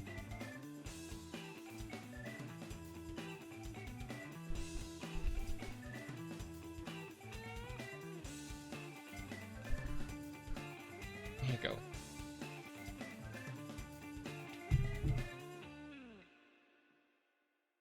Yeah, it's true, Ben. Sometimes people are shitty and it's perfectly legal. But I think that's why I like your principles. Is that your principles, it doesn't matter if they're legal or not. What matters is, are people being honest with themselves and others? Yeah, I like that.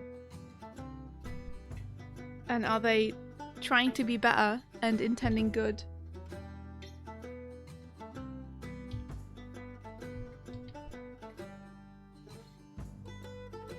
Alright.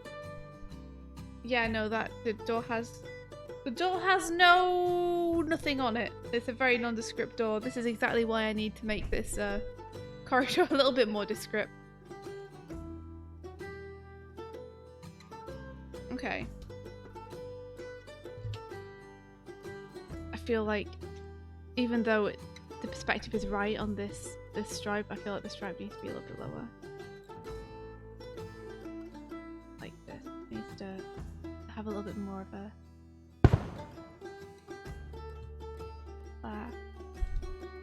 Dina's curious. How long does it take to ink and color a page on average? Ink and color. Yeah. In terms of inks, I try to do a page every 4 hours, but honestly I often end up going over, so it's probably takes me about 6 hours to do a page. Pages like this take a bit longer when they have like complex backgrounds and a bunch of characters to do. That takes me longer. How about you when it comes to colouring, Mike? It's hard to give an average because it's been so long since I've done these. It takes me usually about an hour to flat a page, depending on the complexity. And coloring, I can whittle away on stuff for hours until I've kind of figured out the look and feel. So I don't know, probably between 6 to 7 hours per page. I should be way faster, but I'm a slow colorist. Yeah, you are yeah, you're a slow colorist. But luckily for me, it doesn't really matter if he's slow. Since he's doing them alongside me drawing them. Yeah. You guys want a sneak peek at some of the colors from the first page?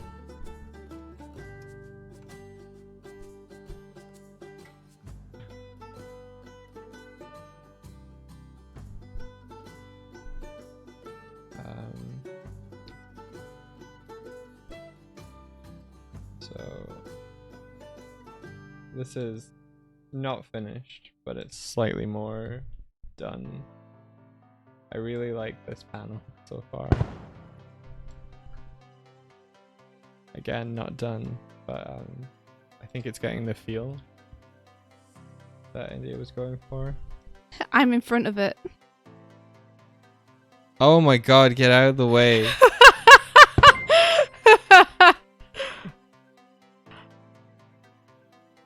Those white lines, by the way, the Glim threads, Yeah. they're meant to be behind Midge. Okay, that's fine.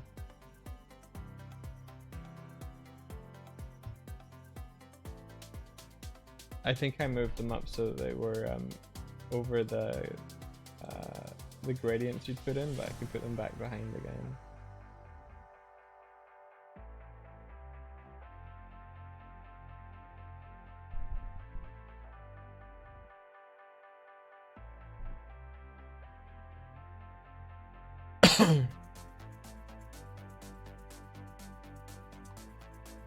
Oh. No, I'm not gonna do that. I'll just crop them.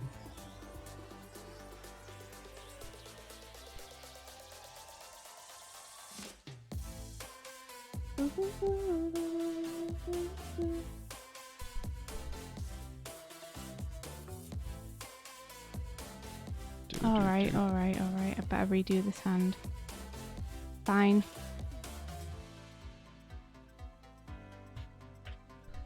So, book 2 is going to be 120 pages of story, and that's going to incorporate the first 60. Well, I think there's the first book that India self-published. The book that's being published by IDW is going to incorporate that and the next kind of part of the story. Mm-hmm. Love. Thank you for the bits. Oh, thank you so much. Yeah, so it's gonna basically just continue straight on from the first book, and it'll contain the first book when you buy it. So if anyone hasn't got it yet, you won't need to. Thank you, Northrust. Yeah, if anyone hasn't got it yet, you won't need to because it'll be included in the IDW volume. If you have got it, congratulations on having an unchanged self-published version of it, because I'll be making changes, so you'll be able to see where things have been adjusted. You'll be able to see Mike's character vanish before your eyes. You guys have the founder's copy.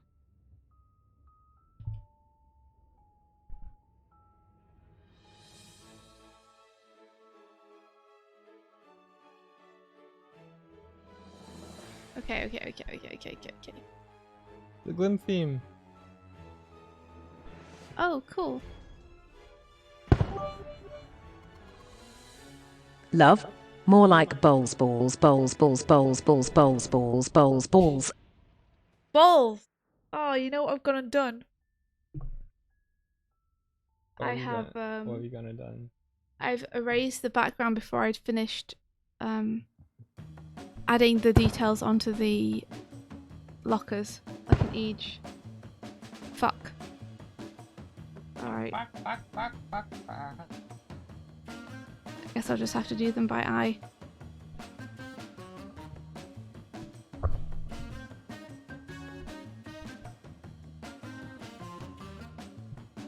Oh yeah, Dina. It's been picked up by IDW, and they want to publish a fair few of them. From what we heard. Hopefully. See how this volume goes down.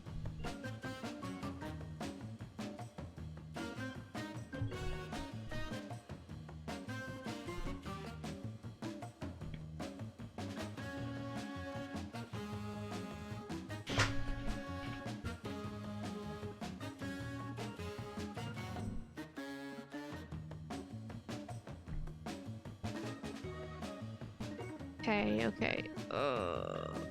Right. How am I gonna do this? I really need to add my guides back in. That's the only way I can think of to do it.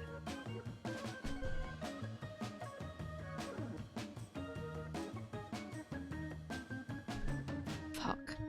If bloody Photoshop had bloody guides, this wouldn't be a bloody problem. I'm sorry, love. It's okay, it's just like so finicky to draw them every time because you have to completely guess where they are and then hope you hit the right spot with your tablet. Let me know if you want to hook me up to your Norwegian publisher. They're always looking on the lookout for great comics to translate. That's that could awesome. be really cool. Do you think they'd be able to do that though? Like if IDW? I think IDW would have to approach them, but we can always suggest them. Yeah. I don't know how this thing works. This whole publishing thing. Okay, let's see. Maybe this is close enough.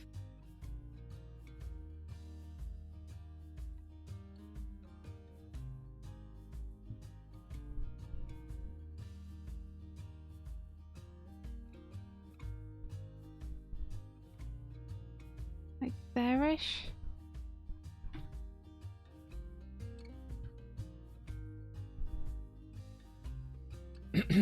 On the patch that you have, Yeah. do you want the mountains and stuff to be like like blue and stuff, and the trees to be green? That is up to you. Okay. I'll figure it out.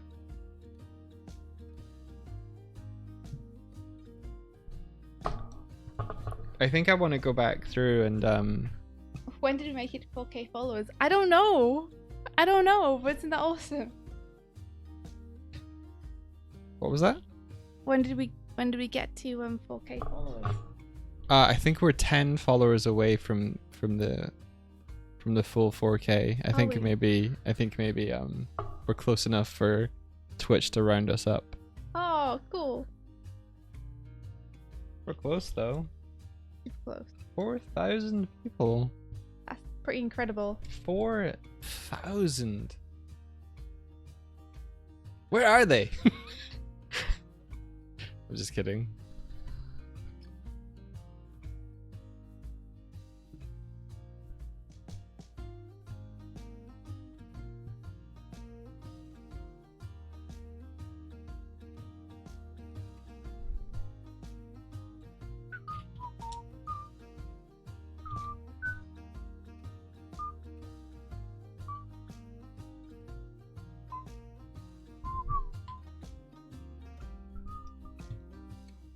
If I select this color, and this color, and then reverse my selection, go into the mask, use the brush, get a nice soft brush. I can maybe like pull out some of her face here. This. You're putting soft shading on stuff. A little bit. Why? Don't make me come over there. You know how I feel about soft shading. What's wrong? You don't want any soft shading? Oh, that looks nice. Tell me now before I start doing it. No, that looks nice. That looks nice.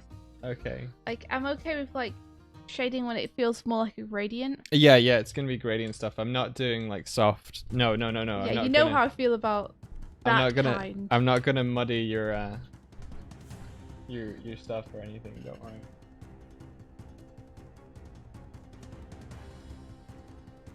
I'm not rendering Girl in the Glim all that much. Good. Unless. Nope, keep it flat.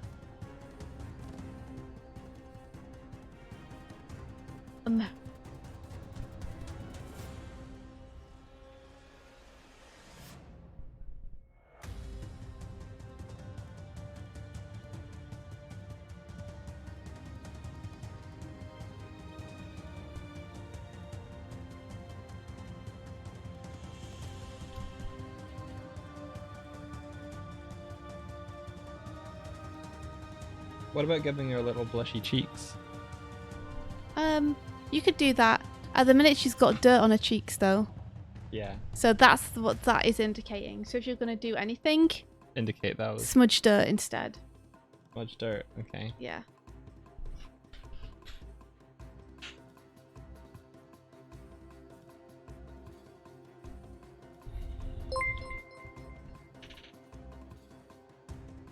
Punks and Banters, thanks for the follow. 3991.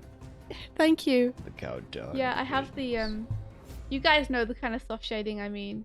You know, like on superhero comic where everything is like so effing shiny. Or a good example is like, this is a weird example, but like Space Jam. Oh yeah, no, I get what you mean. Where like you have like hard shadows, but then you just soften them way out. Yeah. I'm not into it, especially not in this book. This book is like just so graphic. I think flat works really well for it.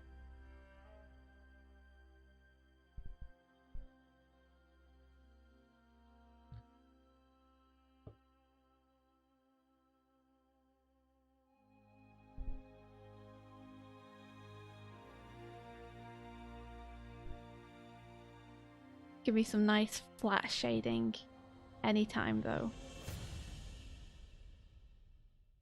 I love that stuff. Hard edge shading.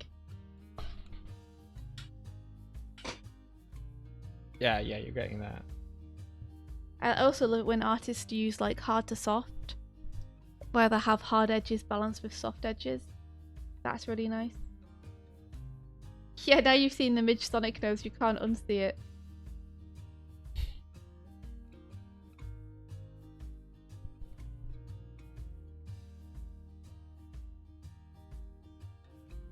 I like textured shading as well, like this. You get a nice like textured edge. Yeah, that's nice.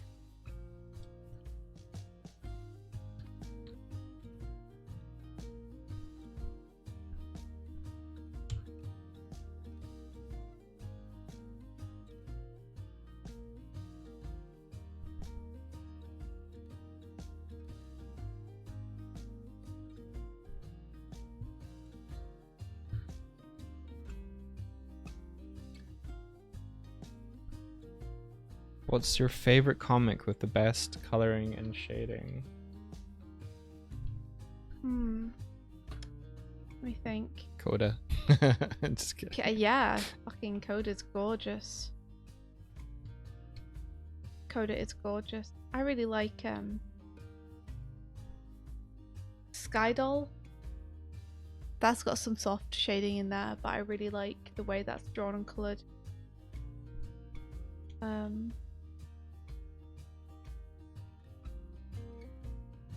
Kairos, I really like.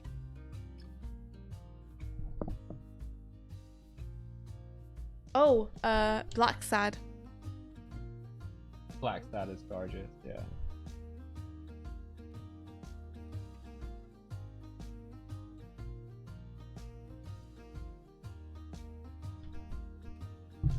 I'm naming things that are completely unlike Glim, but you know. There's a new Black Sad coming in October. Oh! Oh my gosh, really? I'm excited. That's awesome. Heck yeah, black sad. I think this needs to be bigger, so I'm gonna make it bigger. Oh no. What's up? Okay, it's okay. It's okay. It's just doing the weird thing. So I'm gonna save. Oh, right.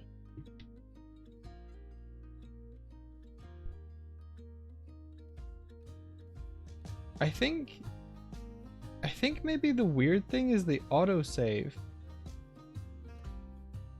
Really? Yeah, it's got saving 0% down in the left corner. Or isn't that because you just hit save? No, it just saved.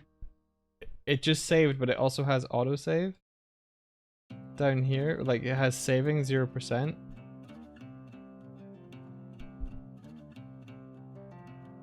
And then it's gone when I close it. Well, I think the autosave is borked. Maybe. It doesn't seem to do it in even intervals for me though.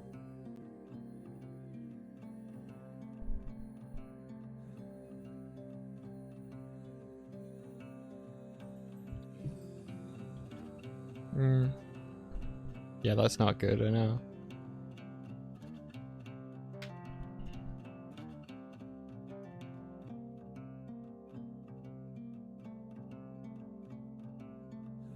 Canepa is the best at coloring. Canepa. You should read Black Sad. Let me show you some of Black Sad, so you guys can see what I'm talking about.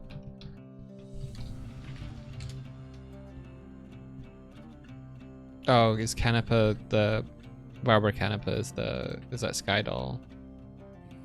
Oh my yeah. gosh. What is Sky it? Doll looks amazing. Right? Yeah. It's just gorgeous. It's a shame I wasn't that into the story. I adored the art, but the story really didn't like grab me all that much.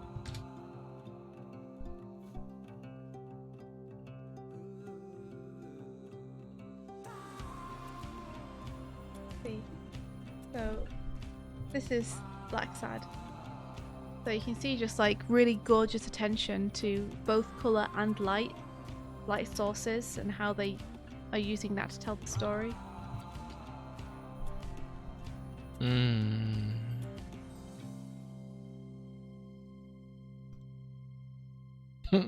Sorry, I got a bit from the game and it's just this gorilla in a hat and it made me laugh. There's a gorilla in the hat in the book as well. Yeah, he's so good. Yeah, it's gorgeous. It's adult, so like be warned. Oh? But it's great. Both Black Sad and Sky Doll, I think, are like that. Oh, thank you, Kurzik. Beautiful. It's all done with watercolors, I believe. But it's gorgeous. Sky Doll is also adult, so again, be warned about that. Yeah. But I think buying Sky Doll was worthwhile for me just to pore over the art.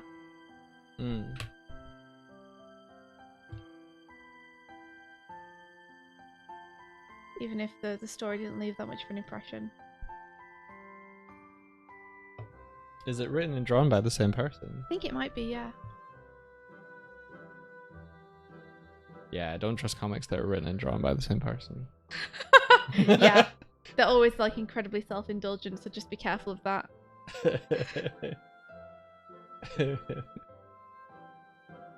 Self-burn.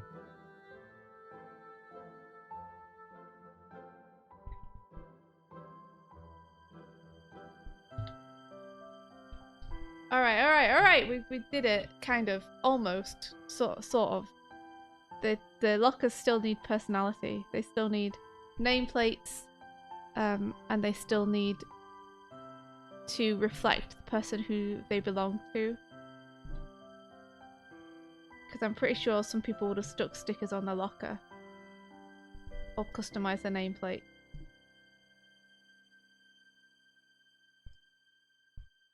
Oh, fudge! And I haven't done the top ones yet. Okay. Undo everything I've just done. Bring that back. Man. It goes on, you know? It keeps going.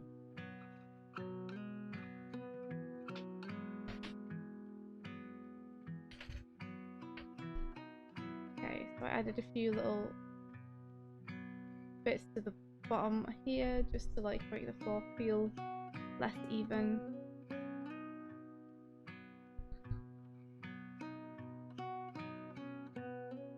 And then I added a nameplate up here.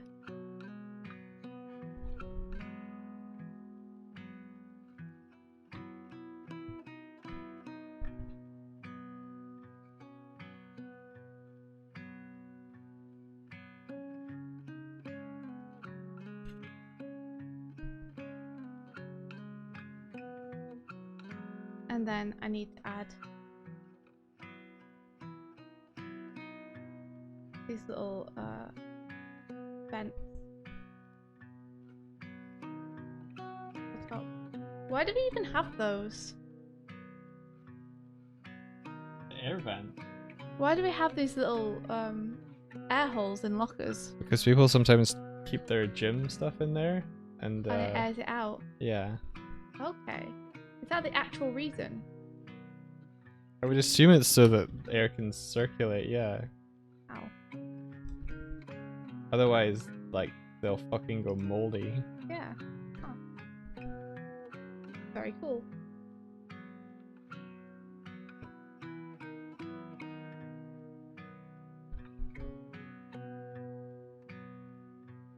For a second there, I was like, are the people like expecting to be keeping pets in there or something? Like, what?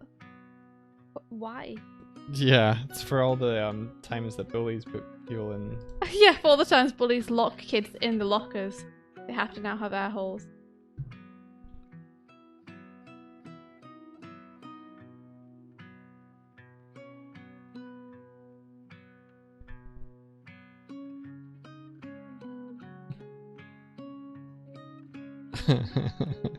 Doug says not to trust comics that are written and drawn by the same person. What about written, drawn, and colored? Shoot. I was making a joke because... Yeah, at our expense. Yeah. But for anyone who doesn't know, Dina is like an amazing comic artist. And you should definitely check her stuff out. What are you working on at the moment, Dina? Which comic?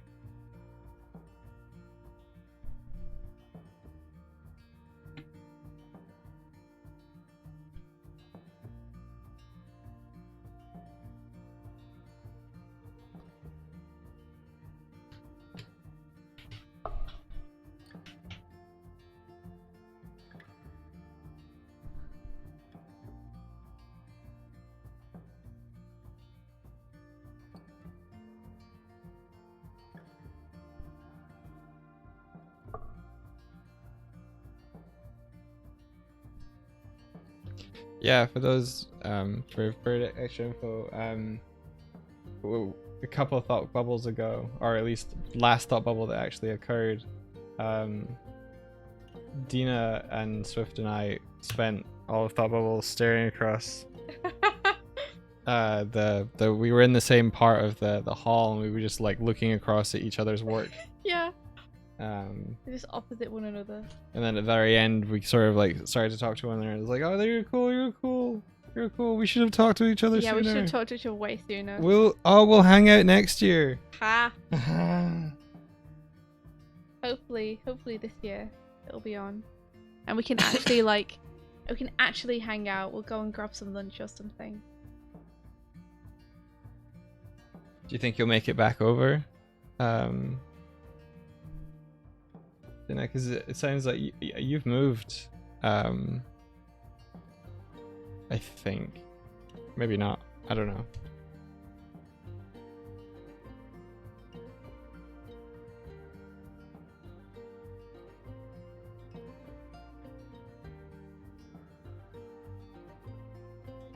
You know what? Nope. do that. I'm not going to put the vents on that one. It's too complicated.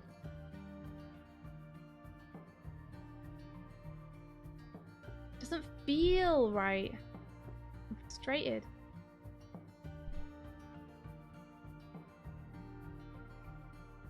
You kind of got... You got sick, like ill or like homesick? I believe 2D Ula or Ula in the chat. Where is he? He's Norwegian. He's an animator. He's really cool. You should be friends now.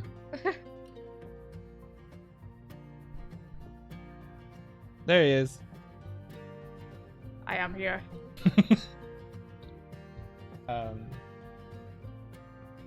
Yeah, Dina, Ula is a fantastic animator. Oh yeah. Tib says that they frequently get sick of the UK as well.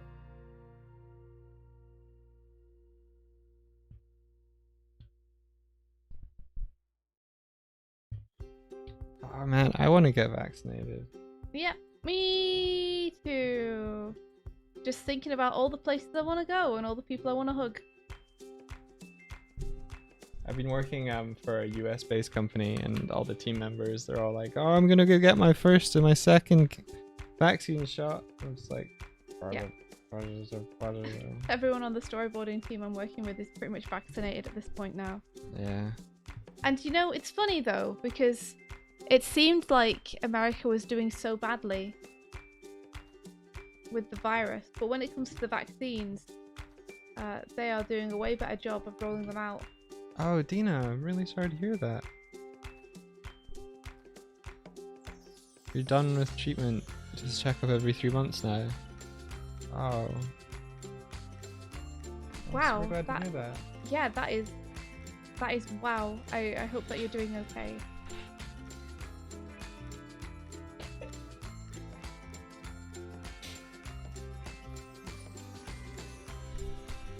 Sending all the good vibes over to you.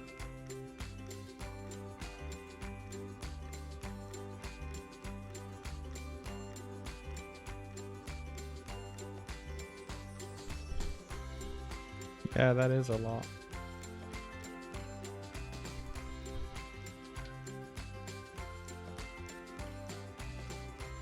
Yeah, please do. Please do.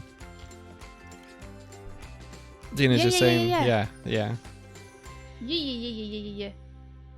It's probably a good way for everyone to see, like, what you do too.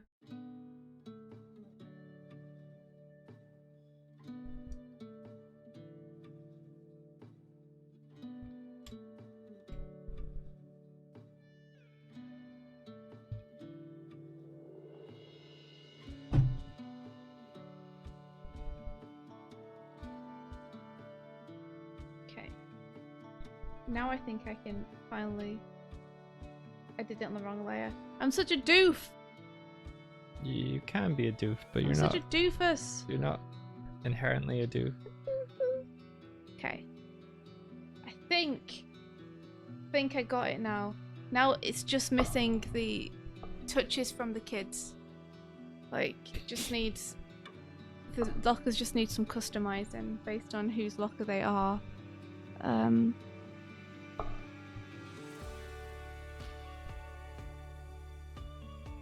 It would be nice if Dale's has something particular about it as well. Oh, that's cute.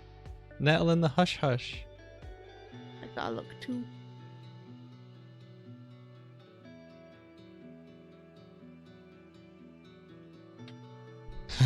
Wow, such beautiful drawings.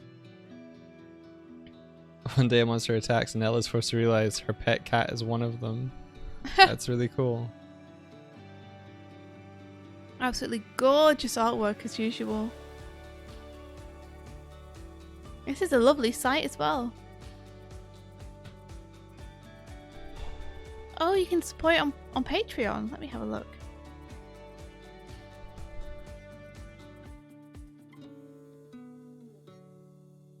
Oh, it's not. It's the link isn't working yet. Wow, wow, just scroll down. Look at these. The kind of production sort of thumbnails and stuff. Just like me struggling with drawing the inside of a school. And then there's like this whole bustling market on Dina's page. And I'm like, how the F?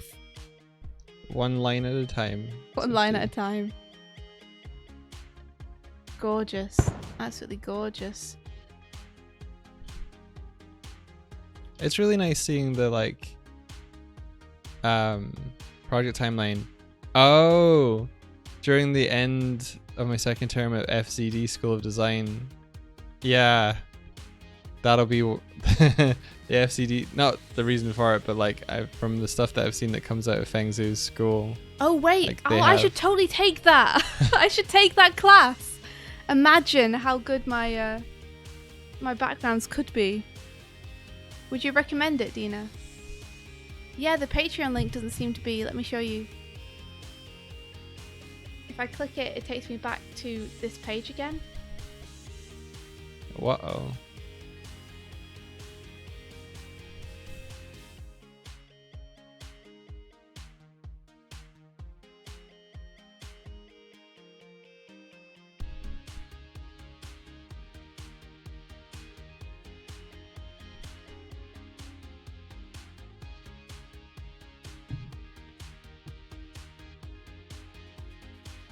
Super hard work, but worth it. Lots of money, but worth it, I guess. Not sure now. Not sure how it is now 5 years later. Let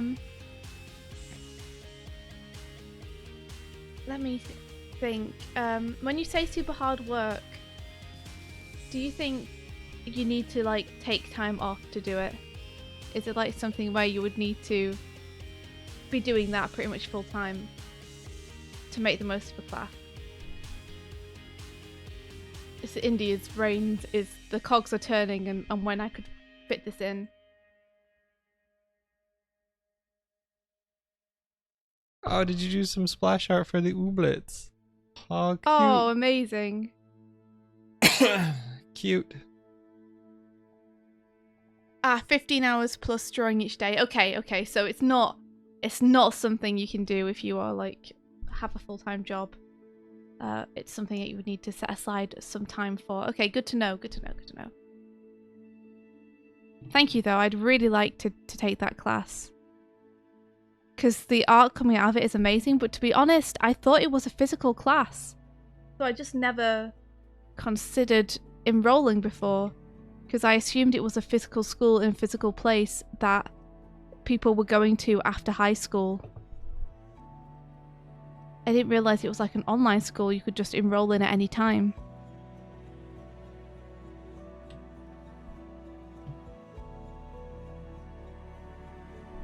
It is physical. Oh no! Right, so you have to actually go to Singapore to do it. Do they take students of all ages, or would they look at me and be like, "You old, leave. Get out. Your oldness is gumming up our place."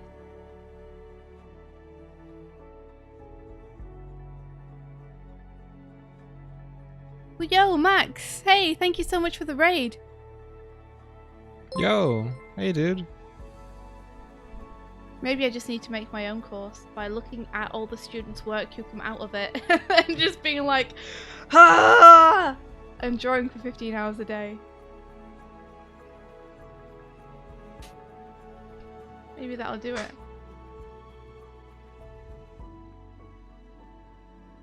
Okay. Let's look at the other big backgrounds we have to do on this page because I hate life. You're here for the art because Max was busy playing games. What?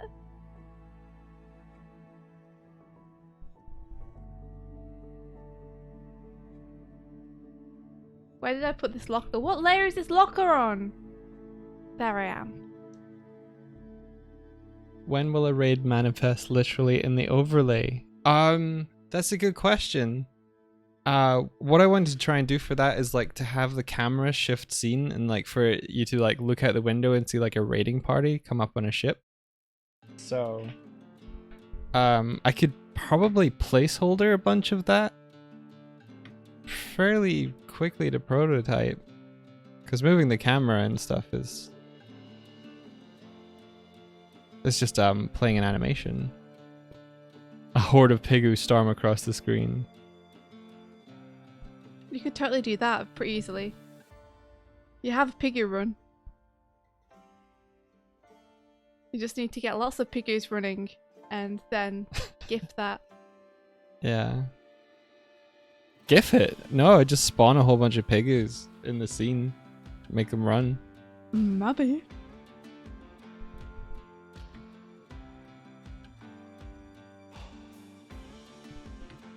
Okay. He's got his handle here. Whatever kind of weird handle it happens to be. It'd be fun to take the raid number and spawn a bunch of stuff based on the raid number. Based on how many people? Oh my gosh, that'd be really fun actually. Do you think it would break? I didn't want me to find out. I mean, you could spawn a huge amount of bits and stuff, yeah. but the only thing about the bits is the bit rate goes silly. You have a little bit of news in terms of work, right? How do you mean? Well, I don't want to say it in case you don't want to. Oh. Of just like moving to being a little bit more available and spend some more time of my hours on like Glim and my own freelance project. Yeah, I wasn't going to say available. I was gonna say that you have a bit more free time to work on the kind of stuff that excites you during the day now, like doing the stream overlay and stuff. Yeah, which I'm excited for. This shouldn't be as bright down here as it is up there. No, be contiguous.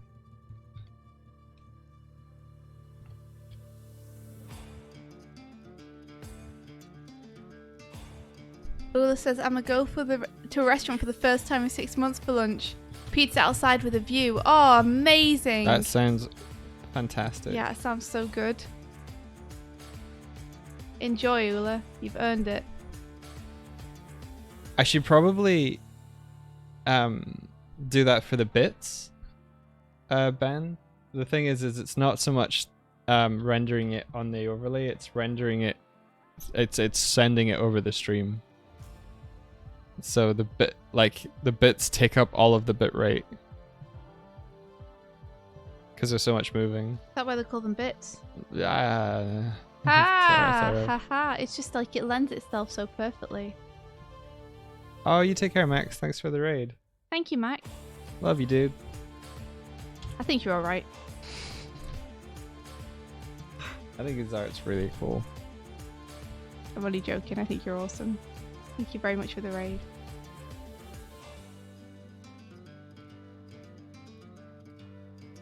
Normalize platonic love. Look at you with your emerging from the crystal.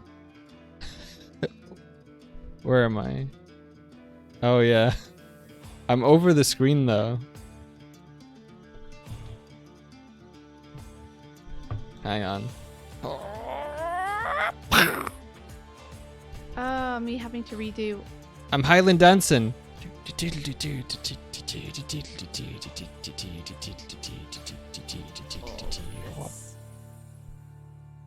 Just because I was like, oh, Don't I think do maybe it could do with like a different way to open the locker, and now I have to like redo all the bits on this page that have that on it.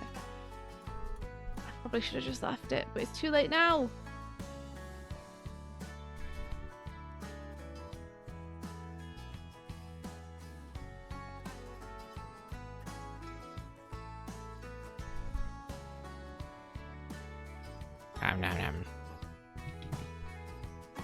Look at all these Jaffa cakes.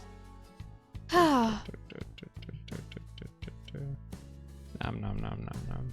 I need to make it so that the box disintegrates into like a bunch of Jaffa cake models, like a particle effect. Oh, that's gonna be a pain. I wonder if I can preserve Oh, the shadow. You didn't realize we could control the avatars? Yeah, they're hooked up to Xbox gamepads. Oh, hello there. What you doing in my house?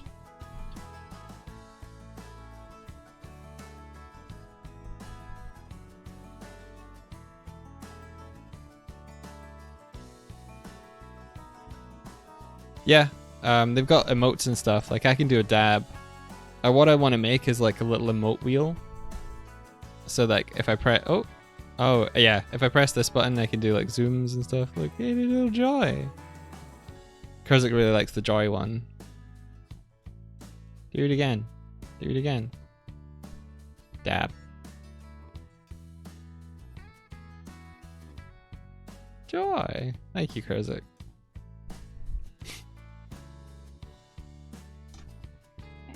I can make suggestive eyebrows at you. Heh heh heh.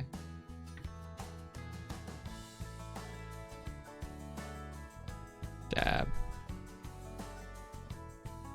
And a wave.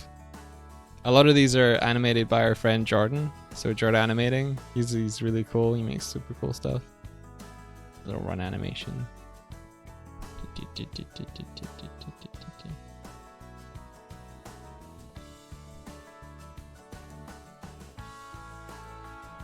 I need to set it so that he can run and dab at the same time.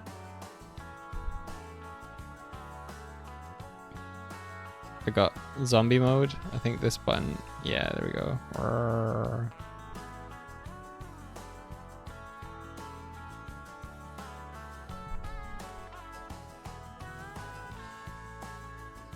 It's been really fun to build. The next thing I was trying to do was make it networked multiplayer so that India can have a client version of the overlay over on our own computer and spawn in as Swift.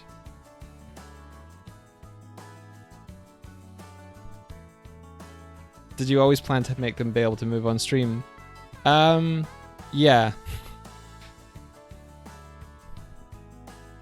I wanted to make them be able to emote with the controller, but having them move around was just made sense.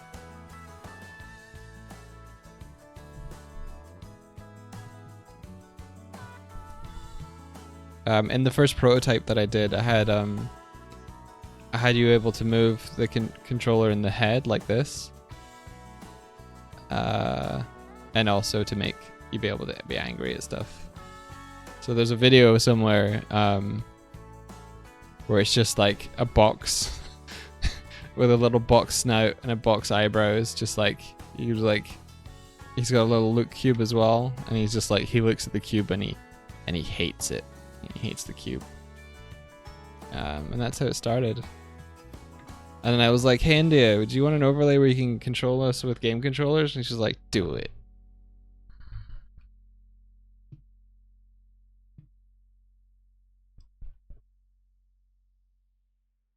I think we have to head off, Ski Mike. Alrighty. It's 11 Yeah, o'clock. that sounds awesome to me. 11 o'clock, and I'm like determined to at least get this page finished today. So I can feel a little bit less behind.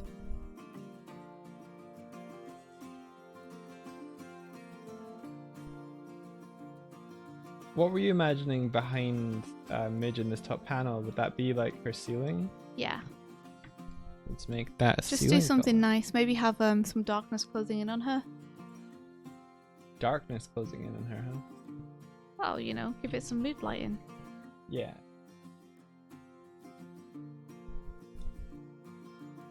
If you need to know what she's saying in each panel, then you should have access to the Miro board. Okay, cool. I don't need to know what she's saying. Your storytelling is so clear. Mike. What? I feel like as a colorist, you kind of do need to know what the characters are saying, so you know what you're going for, you know. Nah, I know the story. Alright.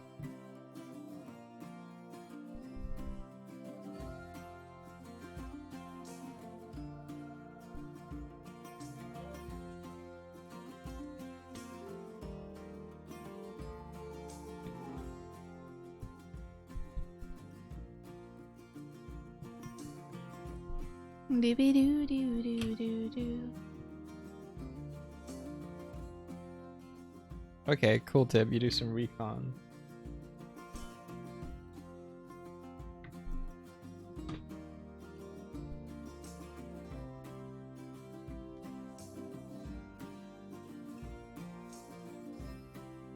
Well, are you good to raid someone, Mike? Yeah, yeah. I'm indeed, with all these lovely fine viewer chat friendos. in tow. Who could we find on the Twitch? Who could it be that will raid today?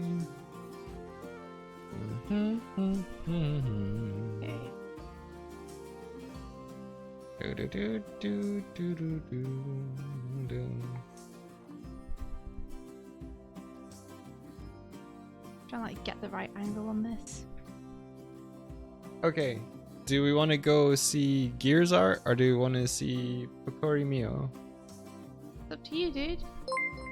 Choose one of them. Probably choose whoever has the fewest views. Oh, Licorice Art, thanks for the raid. Thank you very much. Hey, Liquor Shot, we're just about to send you guys over to someone else. So you got here just in time. If you haven't followed us yet and you think we look cool and you like us and this is all good and stuff and whatever, we're 9 followers away from 4,000. So we would appreciate it. But only if you wanna. Only if you want it though. Hello! We're making comics and animation for anyone who doesn't know. Yeah, so we're animators / comic makers / artists. India's working on a graphic novel. Follow these goofs. Thank you. Thank you very much. Hey. And so I'm coloring one of the pages that she did before, and she's drawing a new one. Yeah. Regretting setting it inside a school with lots of kids and environments.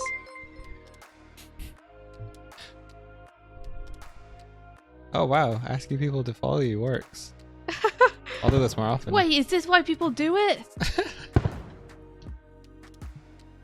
I got a sneeze. It's coming. Like, comment, and subscribe. I think that's like the second time I've ever said that. I think I'm allergic to asking people to follow. Oh, you're gonna sneeze. Quick, sneeze It's on gone. my hand. Sneeze on my hand. Why would I do I'll that? catch it. We're in a pandemic. I'll Stop. catch it. I'll catch it. No. Go away with your grody hand. Well, grody hand? Yeah. It's not Your grody. grody colorist hand.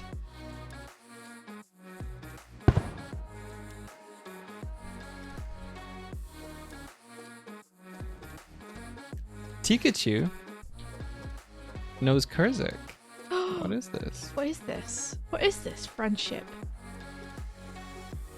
Hogar e nade konnichiwa. Film? What was that? Kurzik started talking Dutch. That was a terrible attempt, Mike. I know. You know each other from art school. Whoa, that's awesome. Capsule on Stroopwafel.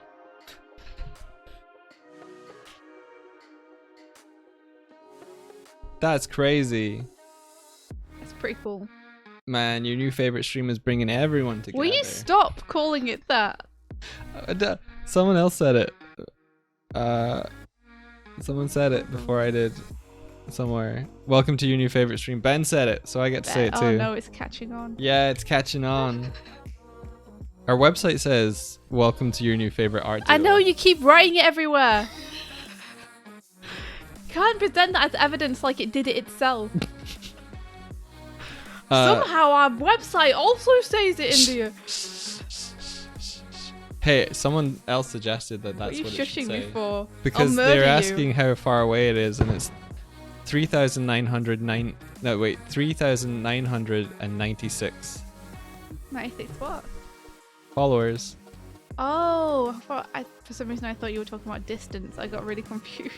Yeah, we're 3,996 meters away from your house. Maybe we're the ones following you. 4 more to go. 4 more to go. Maybe tomorrow we'll get them. We'll get them. That's India's subtle way of saying, quick, raid someone. Yeah, Licorice, we were just finding someone to raid before you dropped in. Yeah, so we're going to send you to somebody. The stream isn't that of the British anymore. Yeah, it's been taken over. It has.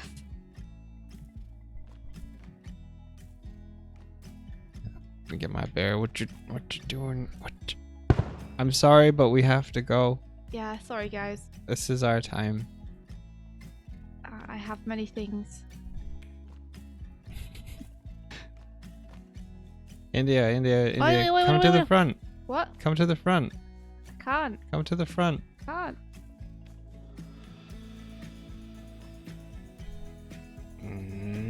Controlling you.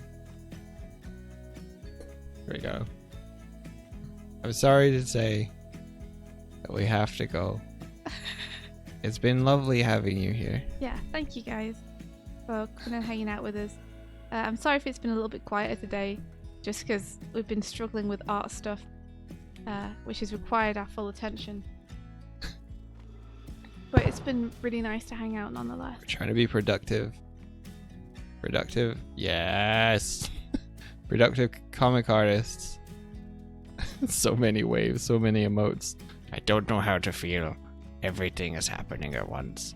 I think we're going to pass you on over to Picoro Mio because they're making their comic. That sounds good. Oh, thank you. I like to color things. Color is my jam. If I could make a jam, it would be multicolored. Maybe I would make it out of a rainbow fruit. I have an idea. For Pride. It would be. Oh, happy Pride, everyone. Happy Pride, everybody. I love groups of lions. I love it when groups of lions love one another. That's a joke. No matter their gender. No matter their sexual preference. Yeah. Yarr. My head is so big. My head is so big. Compared to yours. One day India will have animations very soon, very soon.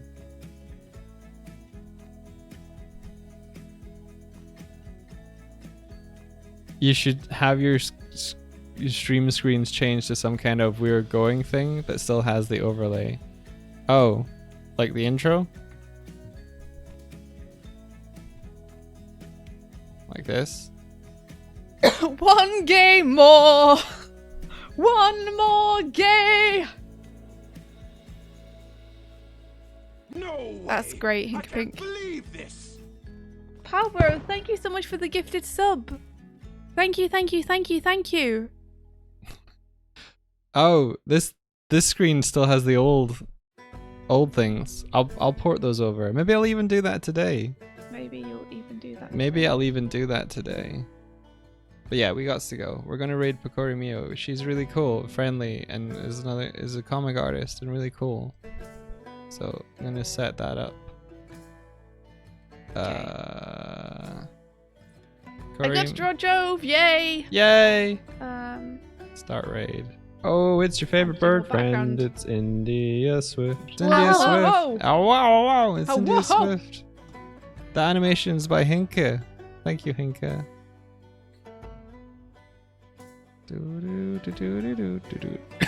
Ah, Bert splashed everyone with gay. We're all gay now. Oh, yay. And it was nice to meet you, Marilishness. Thanks for stopping by. Yep, raid has been initiated. We're gonna head off. We've absolutely loved our time here. Now we have to go and die. We will be back tomorrow. If you want to come along, join us. Probably making more comics. Yep. Or more comic. Probably singular. making more comic. I can't believe they died. I know, right? Alright, let's do the sign off, India. Okay. May the rest of your day be filled with adventure. Take care, everyone. Bye-bye. Bye-bye.